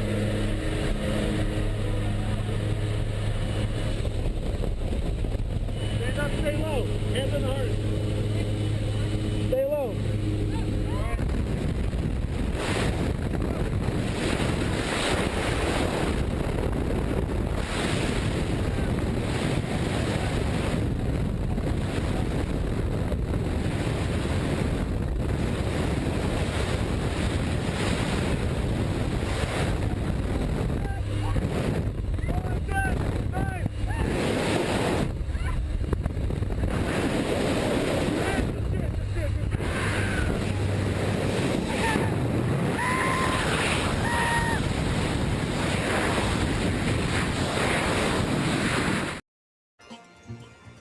Happy hour time here on Gwynn and Chris, and it's been a happy couple of days. We've had a great time. Hope you've enjoyed our live broadcasts here from Padres Spring Training. Chris Ello, Matt Scraby, Tony Gwynn Jr. has gone on to get set to call tonight's game. Padres and Rockies tonight. Yes, Rockies tonight. In the split squad game. And AJ Preller is scheduled to join us in the last hour of the show here, so stick around for that. But again, thanks to the Padres and, with Darren and Devin and Tiffany, especially here, running laps, trying to get guests on for us, and the players for being gracious to come over. We had we had Jackson Merrill on today. We had Gavin Sheets on today. We had Craig Stammen, Manny Machado, Fernando yesterday. Anyway, it's been a cast of thousands. Jay Cronenworth was on with us. Ty France was on with us. So all of that over the last couple of days. I don't want to call them this, but I kind of want to call Jackson Merrill and Gavin Sheets the Bash Brothers, because they just kind of seem like that. They just kind of seem like they came over together. They did seem kind of linked a little. It seems like they're very close. Well, comfortable in the sense that Tony asked Gavin Sheets about playing left field, and he said, well, Jackson likes it because he knows that anything hit to his right, he didn't have to run over. I'll get it. And Jackson said, that's because I'm already shading over to your side. See, that's the stuff that I love. Yeah. It's the dynamic of the clubhouse. Play. Yeah. So that was good. Happy Hour brought to you by GL Pools, the company trusted by thousands of San Diegans to keep their pools sparkling, swim ready, and expertly maintained. Call GL Pools now and say radio, and get yourself a free month of service. I've never read a swimming pool ad more jealously than I just read that one, because a swimming pool sounds pretty good. Oh, it sounds amazing. You know, I put my foot in the hotel swimming pool this morning when I walked out to my car just to see. It was a sauna, or it was a spa, basically. That pool was not cold. Before or after you got the gum out of your hair? Oh, this was after I got the gum out of my hair. Yes, I did get gum stuck in my hair last night. You fell asleep with 3 wads of Bubblicious flavored bubble gum. And it ended up in my hair. I can't believe you can even honestly get that much gum in your...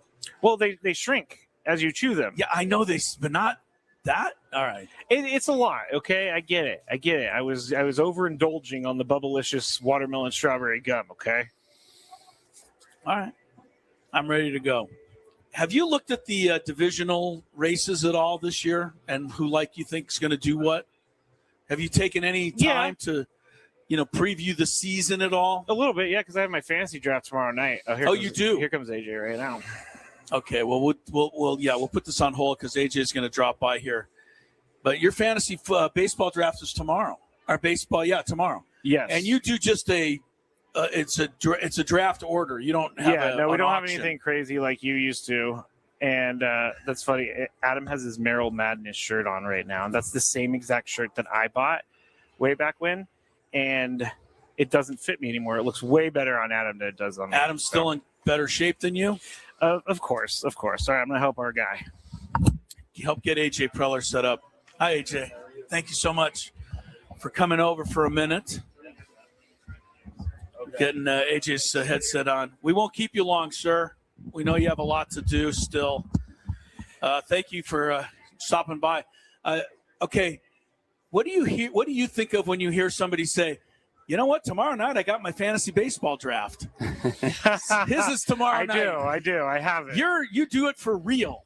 What do you think of these things? It's fun, honestly. I mean, I think be interested who you take, who we should pick up. So I can tell you right now, if I get Fernando in my sights, he's going to my team. You're grabbing him. Yeah, last year I had Jackson. He started great. Obviously, he got injured, but I will still take Jackson Merrill as well. I just think it's funny that we do these things with real people out there, and then we get to know them. I always talk about this, we always talk about how we're always nervous to make trades in fantasy sports, but you're actually doing the real trades. Real one. Is there ever that moment right before you make that trade where you're like, oh no, maybe I shouldn't do this? Yeah, no, it's I mean, these decisions all the time are, it's kind of that 51-49 world a lot of times. So it's, there's some decisions that, it's full speed ahead. Other times, there's always a little bit of trepidation, as you get to it. But again, you have good information, you have good people. Usually you feel pretty good about the process and then making those deals. Yeah, buyer's remorse is a real thing. We had Craig nice enough to come over to Stammen yesterday, and he talked about, the process of becoming the manager here. And he talked a lot about you and the ownership and everybody in this organization really, kind of standing behind him and, encouraging him to take a real hard look at whether he wanted to do this or not. Can you tell us what it was about Craig Stammen that got you and the organization thinking, hey, Craig Stammen could be our guy? Yeah, I mean, obviously we've got a lot of history with Craig, and I think, as a player, he's somebody that's been a big part of our organization. In uniform first, on the field, and he was somebody that was an incredibly hard worker. He loves the game. You can call him an overachiever, achiever, whatever you want to call him that standpoint. But he's also a guy that took a leadership role as a player, and as a relief pitcher, which is not the most common thing that you always see it. History of the Padres, Trevor Hoffman was that guy. Craig Stammen took a very big role in some good teams.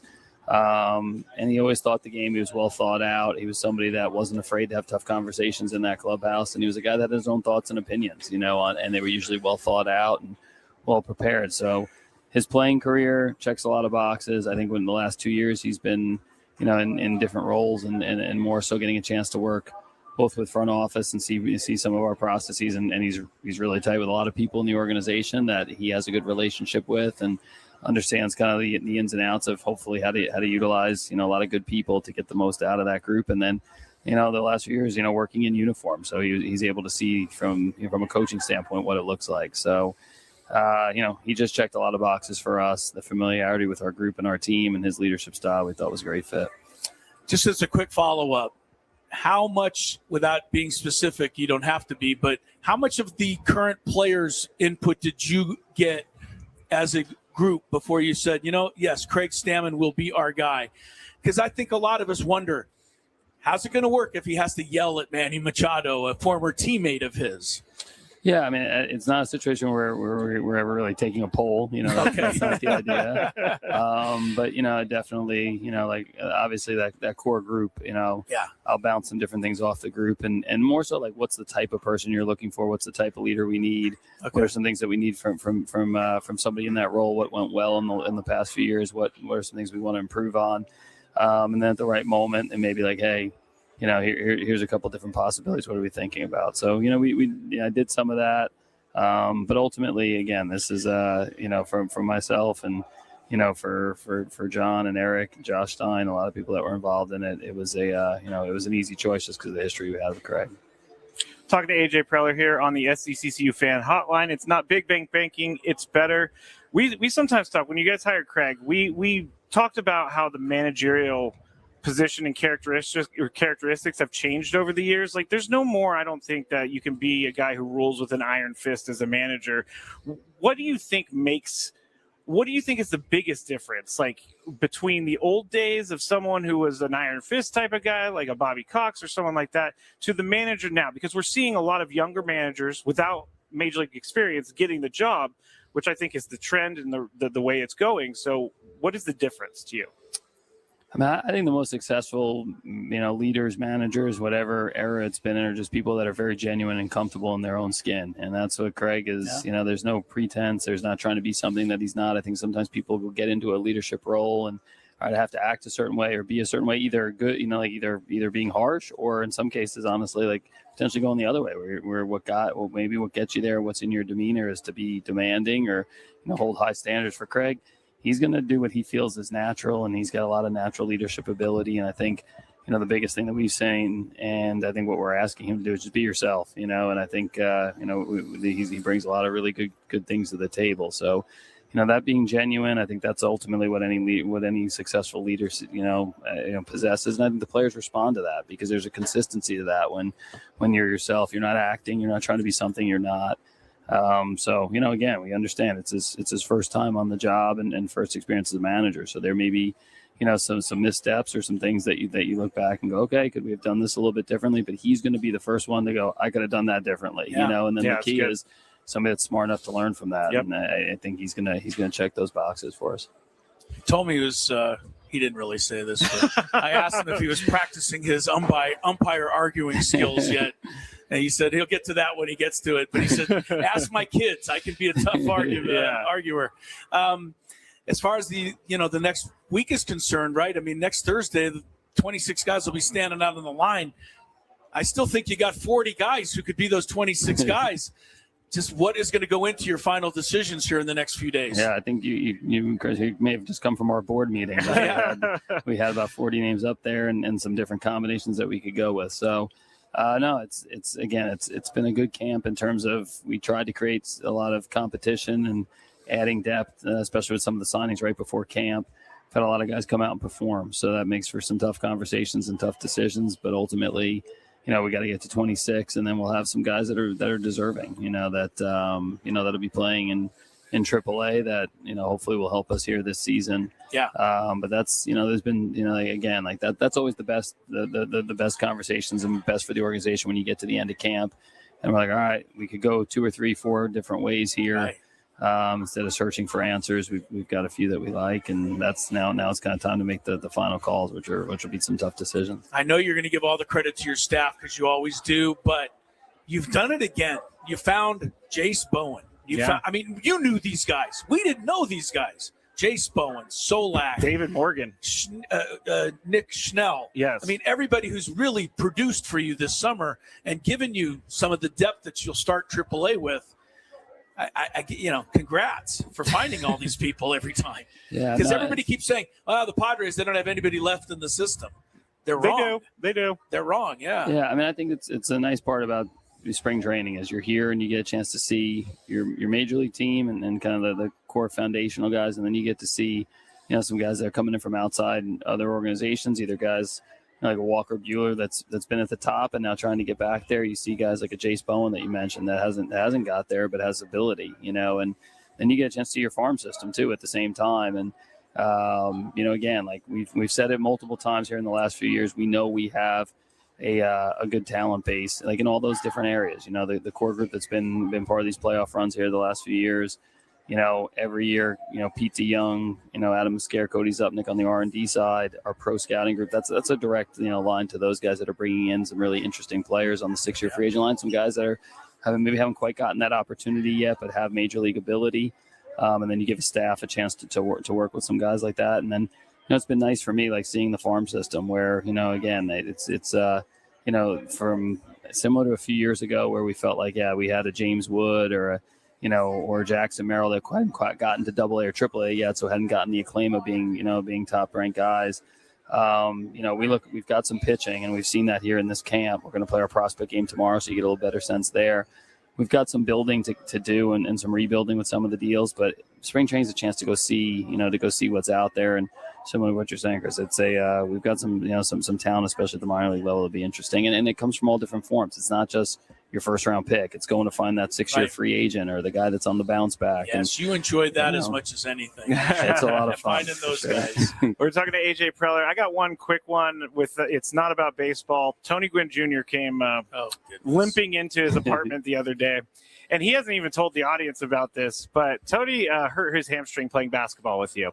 So we want to know, and his description of the whole thing was that he was blowing by his defender the hammy gave out. And the hammy gave out. So is that an accurate description of how he hurt his hamstring? I was on separate court at that time, so I can't confirm the blow by. Good answer. I will say this: Tony is he's a very good on-ball defender. He's a very good. He's a guy that can affect shots, and he's a good player.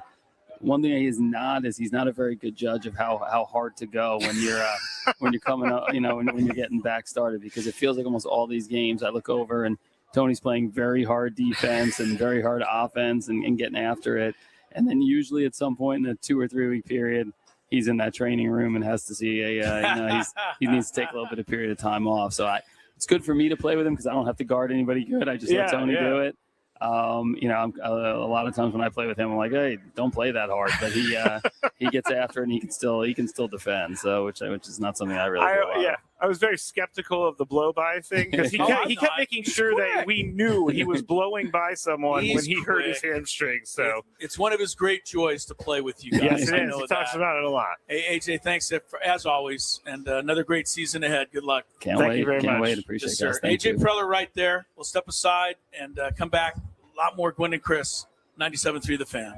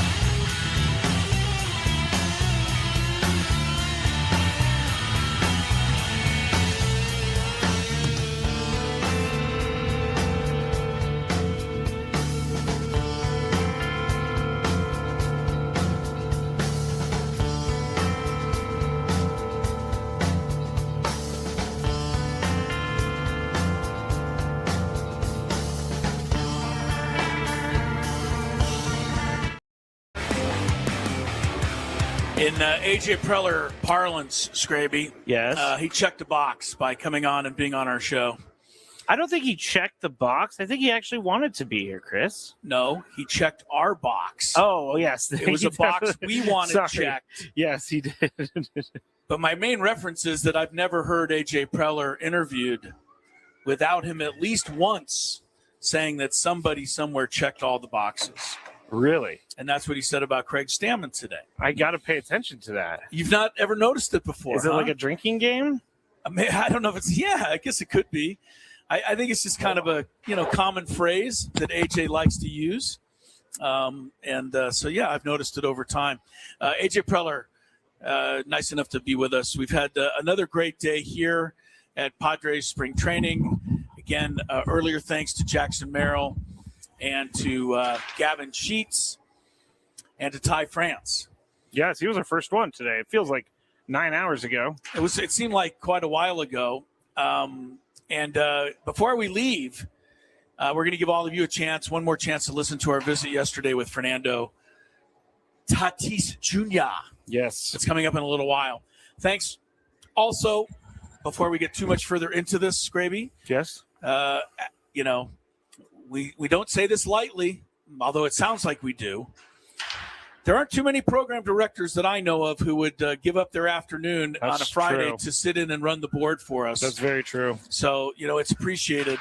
Adam Klug. And the work that he does back there is a lot. It's hefty amount of work. So I always say I've never had a Boston radio, and Adam's going to be like, why are you guys doing this? I've never had a Boston radio that helps out as much as Adam, which is amazing. Yeah, so well, I'm not going that far. I'm just I'm just saying, it's Friday afternoon, and most program directors went home a long time ago. Yeah. But Adam Klug is on the board, and we appreciate that. And I know that, Ben and Woods had a great trip out here, and we've had a great trip out. And, Braden Soprenant's happy because he's got his So Horny Frog shirt I'm on. sorry? And his Horny Frogs. I always call them the Horny Frogs. His TCU by T-shirt surprise. Anyway, we'll be back, in studio Monday, Tuesday, Wednesday, and then opening day. We're not going to believe it. Now, we're not going to be down in festivities because our show is after I think the actual Braden game. is doing the opening day show, and I don't know. Ben and Woods, Adam will tell us. Is Ben and Woods going to be there that early? Yes, they are. 6 opening to 10. day. Yep. Okay, so Ben and Woods will be. So start your opening day like at the crack of dawn. Why not make a whole day of it? Yeah, you're going to take the day off from work anyway. I am. Oh, they are. Oh, you're talking to. Okay. Yeah. Do you want to take the day off? No, Ben and Woods will be down at Baja Rick's. Right near the ballpark, 6 a.m. To 10. Then Braden will be there, and then right on up to game time. Sam Levitt, he's worn out, man. That guy, nobody's worked harder than him the last month here at spring training. But you could tell even Sam was about to call it earlier today. I think all of them are. It's a long trip. It's a long time. I think this is the latest we've ever been to spring training, and you could just see that the last 6 weeks is caught up to everyone. It's so much work. Like, can you run over there and say hi to Felix Fermin? No, I'm not going to go say hi to Freddie Fermin for you. Not Freddie Fermin. No, I'm not going to go say hi, Freddie Fermin. I hope I don't call him Felix all season long. I will stop really that. Quite Trust annoying. me. Now that we've talked to people, now that we've been here, do you have a different outlook on the season than you did when you came here? I was going to say yes because, I like the vibe. The vibe always gets me too, Chris. But I'm just going to say no because I think this is the same vibe I always have. Okay. There aren't too many spring trainings I've ever come to, where I didn't have the vibe. I'm thinking back to, Sean Manaea interviews and, all kinds of different guys. And look, that one didn't work out. Mm-hmm. But you know what? Sean Manaea is now a pretty solid starter for the Mets. So it's not like that was just bad timing. Sean Manaea is still a good pitcher. Well, I think it was partly Sean Manaea admitted that he didn't try while he was with San Diego. He did say that. Well, it wasn't a great exit. I think that was partly. But what I'm saying is I always have a good vibe here, man. The Padres organization they treat us right. This year, the one thing that I've noticed more than any other to any of you out there who are wondering how is it different or does it seem different, you touched on this, but Craig Stammen or whatever has included way more family members. Yep. I've seen a lot of wives. I've seen a lot of young kids running around, just having fun. Yesterday, they had the ice cream truck. Everybody was knocking down ice creams. There's been a little bit of more of a family togetherness vibe. I don't mind that. I don't mind it either because it makes you want to come to work, and it just makes you looser when you are able to see your family, talk to your family, have your family a part of your day. I think, honestly, right now, is that Gavin Sheets in the batting cage in front of us? No, it's Jake Cronenworth. Gavin Sheets is sitting down to the right. Oh, Sheets is over here. All right, so Jake is hitting, and then behind the screen are two, what am I going to say, 9-year-old young ladies just sitting there. They look like they're studying his every move. They are sitting right behind. It's hilarious. That is hilarious. I mean, it's kind of comical, really. Chicks dig the long ball, Adam. Yeah, they're starting these kids early, Adam. I mean, these girls are no more than 8 or 9 years old. But they're studying. But they are studying every swing from Jake Cronenworth right now. It is pretty funny. All right. I do love how they made the batting cages face us this year. Like I talked to Darren, the PR guy, about this, and he said they did construction over the offseason to move the batting cages this way for some reason. I think it was better for like heat and stuff, but now that we get to watch it, I'm not sure because I never seen the batting. We've never seen it from where we sit, but you're right. This year they have it opened up, and we can actually see right into where these guys are taking their swings. I saw Walker Buehler pitching earlier. Yeah, he had a big crowd. He did. I saw Matt Waldron pitching a little bit earlier. I think Matt Waldron, I don't know why we had to go through the hemorrhoid thing because it doesn't seem like it was that big of a deal. But, you know, think if we would have just said he's kind of on the IL for a week, we could have got away with it? Yeah. People are going to ask. It's none of your business what's going on with my backside. It may not be what's going on with yours, but it was everybody's business what was going on with his. You know what I also noticed about like all of the pitchers, and I know they do this every year, but this time they were all engaged in what was happening. They were all giving each other pointers and stuff like that. And I just love the environment that it fosters. Also, Nick Castellanos is so much taller than I thought he was. He's a big boy. He's a big boy. So's Gavin Sheets, though. I mean, they are professional athletes. Gavin can block out the sun. There. Gavin Sheets is right there in front of us, Chris. He took Jake Cronenworth's spot in the batting cage. And Jackson Merrill's coming in behind Castellanos. We get them all. They're all coming in for a little BP scrape. They are. All right. Season gets underway a week from yesterday now. I love it. And next Wednesday night, Scrape, we're all going to have to find our way to Netflix to watch the opening game. I don't mind it, but we were talking about this yesterday. I don't care for it either. It's not like that big of a, like Netflix has NFL now. They have Major League Baseball. They got award shows. I mean, they're going to get everything, and that's fine. But I was reading this article the other day that consumers don't want this, but everybody is forcing it on us. And even if we don't want this, people are going to do it. So if we want this to stop, Chris, we got to not pay. And it's never going to happen. Right. Well, I mean, name the person who has complained more about the Peacock network than me. You've complained a lot.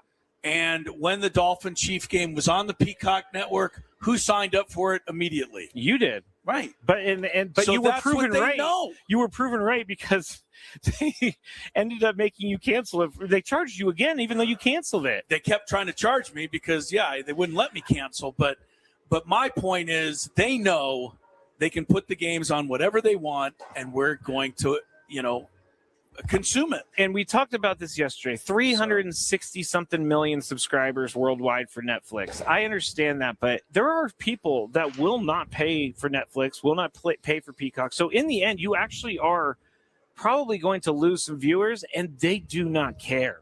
That's the biggest part to me, is the companies just don't care about the consumer. They just care about their pockets. Scraby, is there any way, I know the Padres probably wouldn't want us to go in there? No, but just video what's happening in front of us. Gavin Sheets is standing here taking BP, and we're in a position like we're the catcher. The ball is coming in out of that machine, and it looks like it's coming in at 300 miles an hour. How he hits it at all. I will go is beyond me. But I'm not sure that we're allowed to video right now. I don't think you should. I think everything is closed. I wouldn't video it. Hey, Gavin. We had to give him a high five for that. He was crushing the ball. He was crushing the ball. Jeez. He always crushes the ball. You should have seen the home run he hit last night. How did they even hit it? I don't know. All right, we'll take a final break. And our final segment, we'll have another visit with Fernando. Don't miss it. And if you heard it once, it'll be better the second time on Gwynn and Chris. From the first. And what is before they try, what is the heat index they're facing? Do we know? Or Well, you could look up the Scoville on a ghost pepper. Yeah. It's one of the world's hottest. There's a couple of hotters. Scoville's the measurement unit. The X pepper and all of that. Thanks for the education, because I did not know. I've allowed milk and bread, but if I was asked, tell us the actual rules of this. Like the rule is, see if you can do it. I guess you guys alternate spoonfuls until one of you can't. One of you can't do it anymore. Yeah. That's not happening. Until you can't do it anymore. I will take And one. the winner, spoonful of Scraby, this. has a jar of a couple of my jars. I think they products. both are winners if they pass Hold on this. a second. I hate to Winners. say, yeah. Yeah, of course. There will be no back and forth. There will be one spoonful. This is the one that he has right now. The 38? Maybe. Okay. All right. No, this right here, I've been putting on some of my turkey burgers. Good stuff. This is hot. Okay. All right, here we go. All right. Let's Adam's do ready. it. There, away he goes. He does have a full spoonful for those listening on that. I'm literally sweating watching him do a this full right now. spoon? That's a full spoon. All right. Sure. That is a full Down spoon. the hatch we go. All right. And man, he went the whole thing. He did not. He did not trickle that down the throat. He just hasn't reached for the milk yet. Scraby's coming over. When does the heat kick in? Oh, I knew it. When does the heat kick in? Wow. You better go, dude. There goes Scraby. They Scraby, both did. did you swallow that, Scraby? Yeah. That is some good stuff. It's delicious. delicious. We're gonna see it. I'm gonna watch you now. I'm feeling it already. I am. Are you? No. He's Adam's feeling good. feeling nothing. All right, so take another spoonful, Adam. You'll win. Oh, come on. Now we're double dipping. He's all you one can't put your spoonful. same That's spoon not in what there. the competition's all about. We always said Spoonful that. too? Yeah, go for Oh, it. yeah. I always said that Adam Klug was kind of had a. I at least used a different spoon, no double dipping. All right. I didn't know where I don't. I Think always it thought matters. Adam Klug had a cold persona, but evidently it's just the opposite. All right, Big He boss is Michael handling Valenzuela it. in the Wait, YouTube now, chat, dog. by the way. What you waiting on? You let laughing at drip in your hand. Oh, okay. Scraby, where are you? Let me see. Okay. I'm just looking at Adam, and Adam's not having any problem at all. Look at you, Adam. Adam is backed up. But this I must tell you, Tony, hold that on. Adam has cashed the check. Yeah, he did. Yeah, he did. cashed You said I his wouldn't check. be able to cash I it. did. No, you I cashed sure it, did. man. You proved cashed me it wrong, for my sure. friend. Scraby, I gotta tell you though, this is further proof that whatever we got him with that the tie, tie thing, was yeah, because super weak. this is less than a 10, he's right? He's over here having a difficult time. You're turning a little red, The time Scraby. was just as bad. You're turning a This little hit me red. By the way, faster. this is delicious. Oh my God! he's He's going going another more. one. Yes. Come on, Adam. Wow, Delicious. you're gonna have to come back in 6 months with like an 88. Oh. It's 38. We'll have to go with the higher Scoville next time. All right. Oh, wow. Look at this guy. He's talking Drop- trash now. Well, he I should haven't had a be. sip of milk or bread. He hasn't even reached for it. No, he doesn't came out even of the need the gates bread. talking trash. All right. All right. Now Hey, I'm man. going to take another one. What? Well, Why you are got to doing hold this another to spoon. yourself. No, because I don't want. You don't want Adam to say He, he by has the way, sweet sauce, yeah, he baby. get the whole Full spoon, get the same baby. thing that like he's dropping it all in there. Keep the studio clean. It's all anybody's Big worried boss about. Michael watching over here. Come on. Ooh, boy, Scrabe, get back in front of the camera. Your face is red, Scrabe, isn't it, Tony? Are you I'm seeing sweating. the same thing? You are sweating. Your face is definitely. Why do you keep doing this? You're not feeling anything? Adam isn't even Anything? moved over I there. feel a 1 or maybe a 2 out of 10 here. Wow. Adam That's ridiculous Klug. because I'm. Wow. Adam Klug is a tough Amy's son of not a bent gun. over the trash can. No, over I had there. to spit. I was going to say, it looks like Adam Klug may be producing the rest of the show because he's fine. Scraby may need Scraby's to going go to get bed. Yeah, you know, assistance. here's want Frank- the milk, dude. It might Frank work predicted better. that. No. Oh, did he? Frank Scraby's having predicted that. bread. Oh yeah, that Adam would just cruise through this with Frank no problem. predicted this. He did. Frank on the last show. I said know you Adam had would it have like no that. problem. He did. I got a newfound respect from Tony Gwynn Jr. Yes, here. you do. So- all right. So Scraby has the prizes for you, Adam. You have one, a jar of the ghost You can pepper have as much of this salsa as you want at all and times. the Yeah. Mr. Lane's Roasty 38 chili powder. You should let me have that chili powder though. I think I would do more damage. Started with off this. giving me the mild. And before they try, what is the heat index they're facing? Do we know? Or Well, you could look up the Scoville on a ghost pepper. Yeah. It's one of the world's hottest. There's a couple of hotters. Scoville's the Reaper measurement and unit. The X pepper and all of that. Thanks for the education, because I did not know. I've allowed milk and bread, but if I was So asked, tell I'd have us said the no. actual rules of this. Like The rule wanna is see if you can do it, I guess. you guys alternate spoonfuls until one of you can't. that's One of not you happening. can't do it anymore. Yeah. That's not happening. Until you can't do it anymore. I will take And one. the winner, spoonful of Scrady, this. has a jar of Here it is. a couple of my jars. I think Products. they both are winners if they pass Hold on, this. for I the hate to winners. say, yeah. Yeah, of course. There will be no back and forth. There will be one spoon.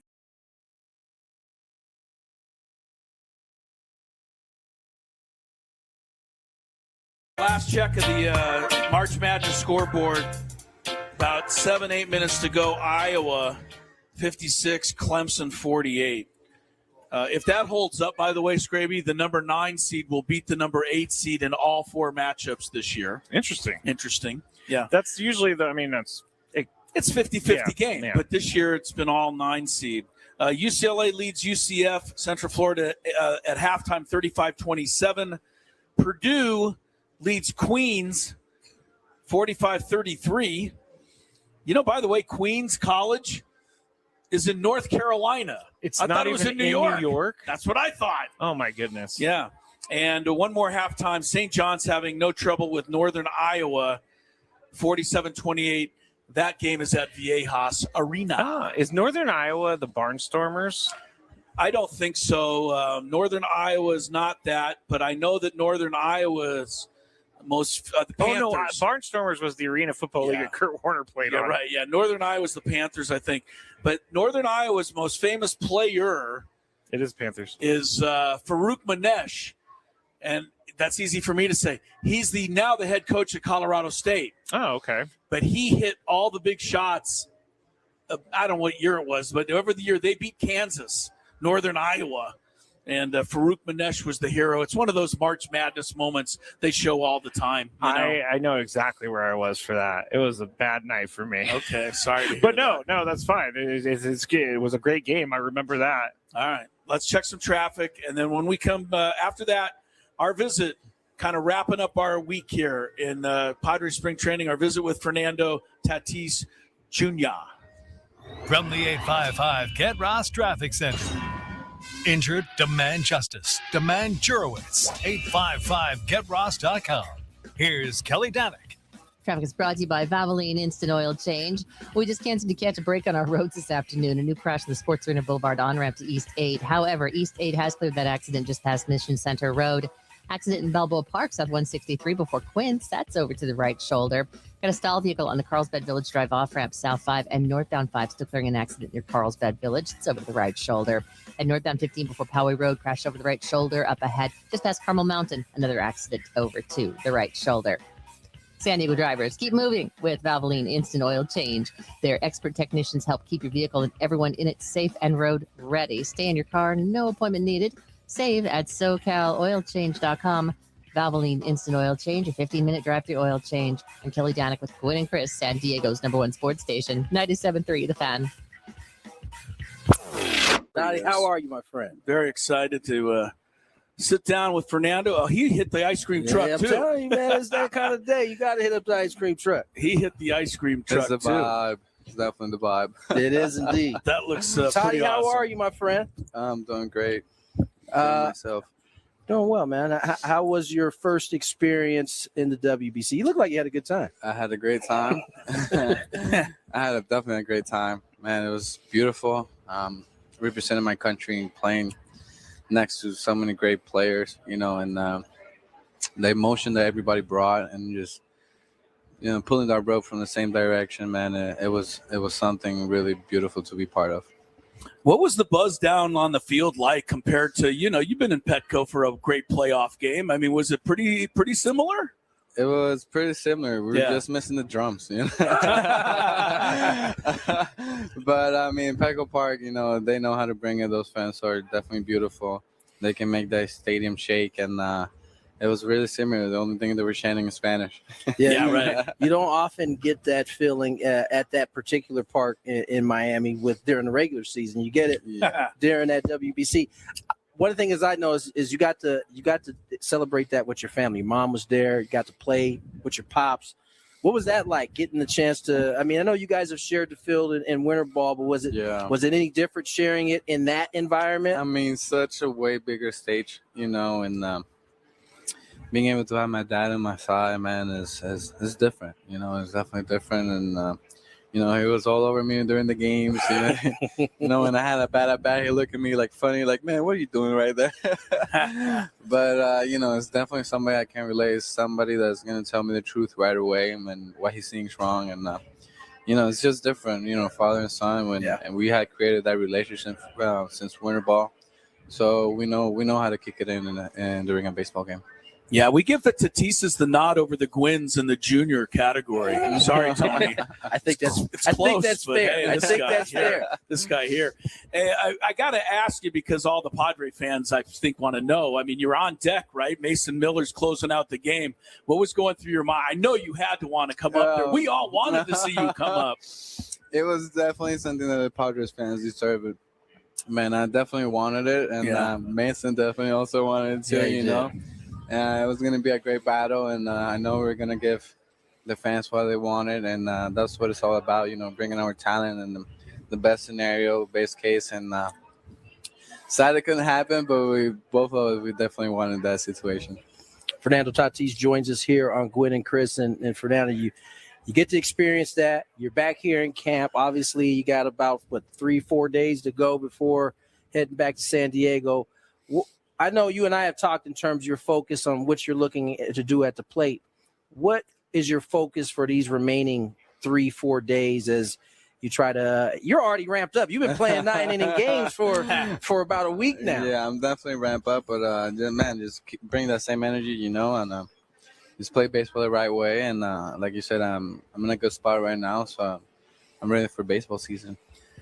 Last year, during a portion of the season, if I recall, you kind of paused your pause around third base, and then it returned. And we all wondered, was that part of a little joy coming back for you mentally? I think we were all happy to see you so happy as the season went on. Yeah. Just take us through that a little bit. Man, just having some feel for the game, especially not as an individual, but also as a team. And I don't want to be doing starter step, listen 7-1. Okay. Yeah. Facts. It's just part of the game. Just having this feel for the season, for the boys. Knowing the situation. But I do want to celebrate every single time. I want to give the fans what they deserve. But at the same time, I need to show some respect for the game, for my teammates grinding with me, and in 162 and even more. So it's just being detailed of what the game is asking you for, and but I definitely want to celebrate for my fans. I want to show them what they want, and I just want to give the best show they can have. Do you know how many kids probably in their backyard pause before they go around third base? I just was at a little league game yesterday, so I saw plenty of it. Oh, yeah, see? Yeah.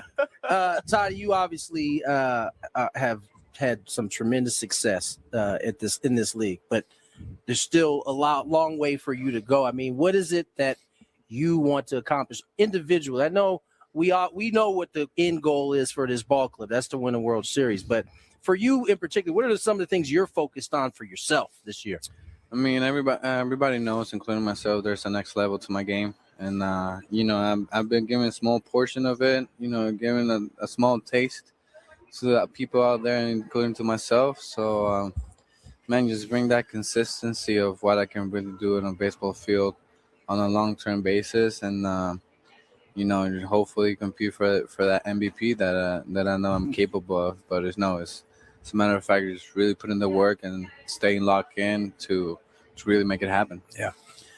Last thing for me, Fernando, appreciate this, obviously. What does winning not one, but cementing yourself as a great outfielder to win a second glove, not Gold Glove, platinum Don't glove. shortchange my man.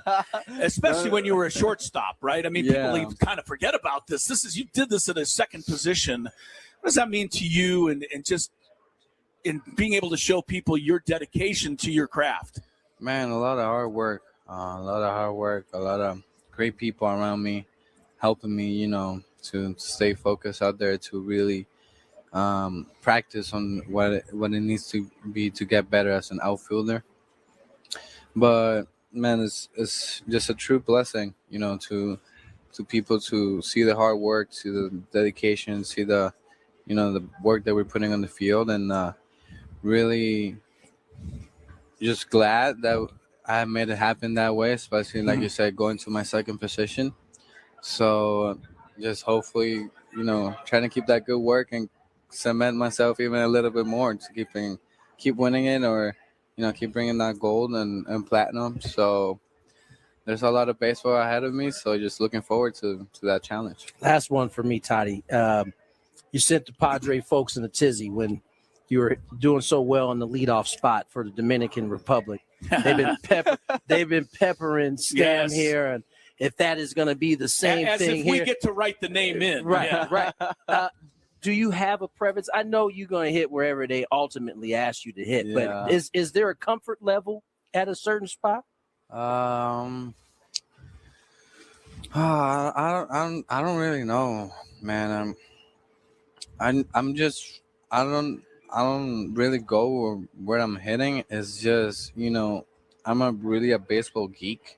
So I want to see, how is the best construction of our lineup look, and from there, I know I'm capable of checking in on whatever area that you want me to.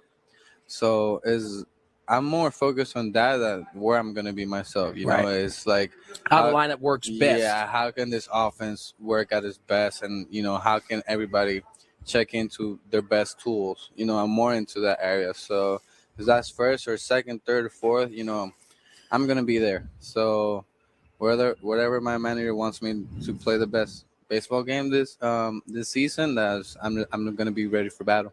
It's a good thing he said that, because Stammen was with us early. Said Fermin's going to bat second. You're batting eighth this year. So I hope that's. He didn't tell you. Oh my God! It was just. I wasn't supposed to say. Thanks, Fernando. Sorry, we appreciate your time, man. Thanks for coming on, spending time. Welcome back, my friend. Yeah, appreciate you, man. Good to be around. All right, there we go. Is this me?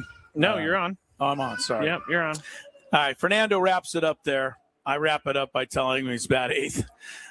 You think he had a half a second of trepidation there? No, I don't either. But he did just get done saying he'll bat wherever the coach told Right, him he to. said wherever. So hey, All right, well, we're just about set to wrap things up here. What if he got mad and he was like, "I'm out of here"? You said what? You're about to be A's. Anyway, every time you do one of those type of little comment question like that, I'll be honest, out there. You do, and I honestly do think it over before I do it. I never throw those out there half-heartedly, because you got to be careful. You don't want to hurt somebody's feelings or say something like that is off, the mark. You got to see how the interview is going. Is it fun? Is it light? Right. Then we can do this. If it's not, probably wouldn't try that with Mike Schilt. You know what I mean? Like, hey, Mike, I heard you're going to bat Fernando eighth. What did you say, roller coaster? Yeah, what the hell you talking about? What the hell you talking about? Nice English. that is great. Goodness gracious. I've been here too long in the heat, Scrape. All right, so we're driving home tonight. I'm driving home tonight. Look for me. I'll be the guy driving past you, or probably you'll be driving past me. But I'm a little worried because it's so hot. I don't mind sharing this. Oh, no. These young girls are sitting over there. I don't want them to hear. Turn around or something. I'm turning around. Scrappy, my Gundies are kind of stuck to my tush because it's so hot, and now I got to go sit in the car for 6 hours. All right. Everybody's ever driven in the heat knows what I'm talking about. Sorry, I don't know this person. Yes, you do. I don't know this person. Actually, when Chris kind of mentioned that earlier, and I go, this is why you need to wear compression shorts while you drive. No, you might be right. What are they called? Bike pants? Another, I don't have those. I wear those when I golf so that I don't get the bunch. Do you think I could run in there and ask Tony Patrica for a quick pair? I'm sure they got him plenty. of sliding shorts. He's got to have a few extra lying around. I mean, after all, I'm already into him for $100 on lemonade the last 2 days. So might as well add some compression shorts to my tab. You went into the forbidden zone multiple times and did not get in trouble. I went in and got lemonade only, though. I didn't risk it beyond that. I find it funny you get lemonade. I don't know why I just never think of lemonade as a beverage to I find it to be, just a tad above water in terms of some taste. Really? A little sugar. So, a little hot, a little boost. So you're not talking about water with lemon. You're talking about lemonade. Actual lemonade. Yeah. All right. That's what I went. That was the go-to this week. So, all right. Thank you, Adam. When is that music going to play? Because it is getting hotter. If it somehow could get hotter, it is. As we wrap things up, what did you have? Oh, are you going home too right now? I'm going home after, but what's weird is that Scraby goes home. He doesn't take he takes the 10 the whole way. I don't get that. Because if I go the 8, then I have to go up to Carlsbad. And instead, I can go through Temecula and then go and pop out in San Marcos area. Find that interesting. Okay. I'll be looking for everybody probably at the Loves in Gila Bend. Oh, Gila Bend. And at the McDonald's in Yuma. Those are our normal 2 stops on the way home. That is true. So we'll see how it goes for the rest of you out there. Thank you, Adam. Thank you, Adam. Thank you, Scraby. Thank you, Tony. Thanks for all the Padres making it fun the last couple days. We'll see everybody back home on Monday at 2 o'clock on 97.3 The Fan. Adios. Bye.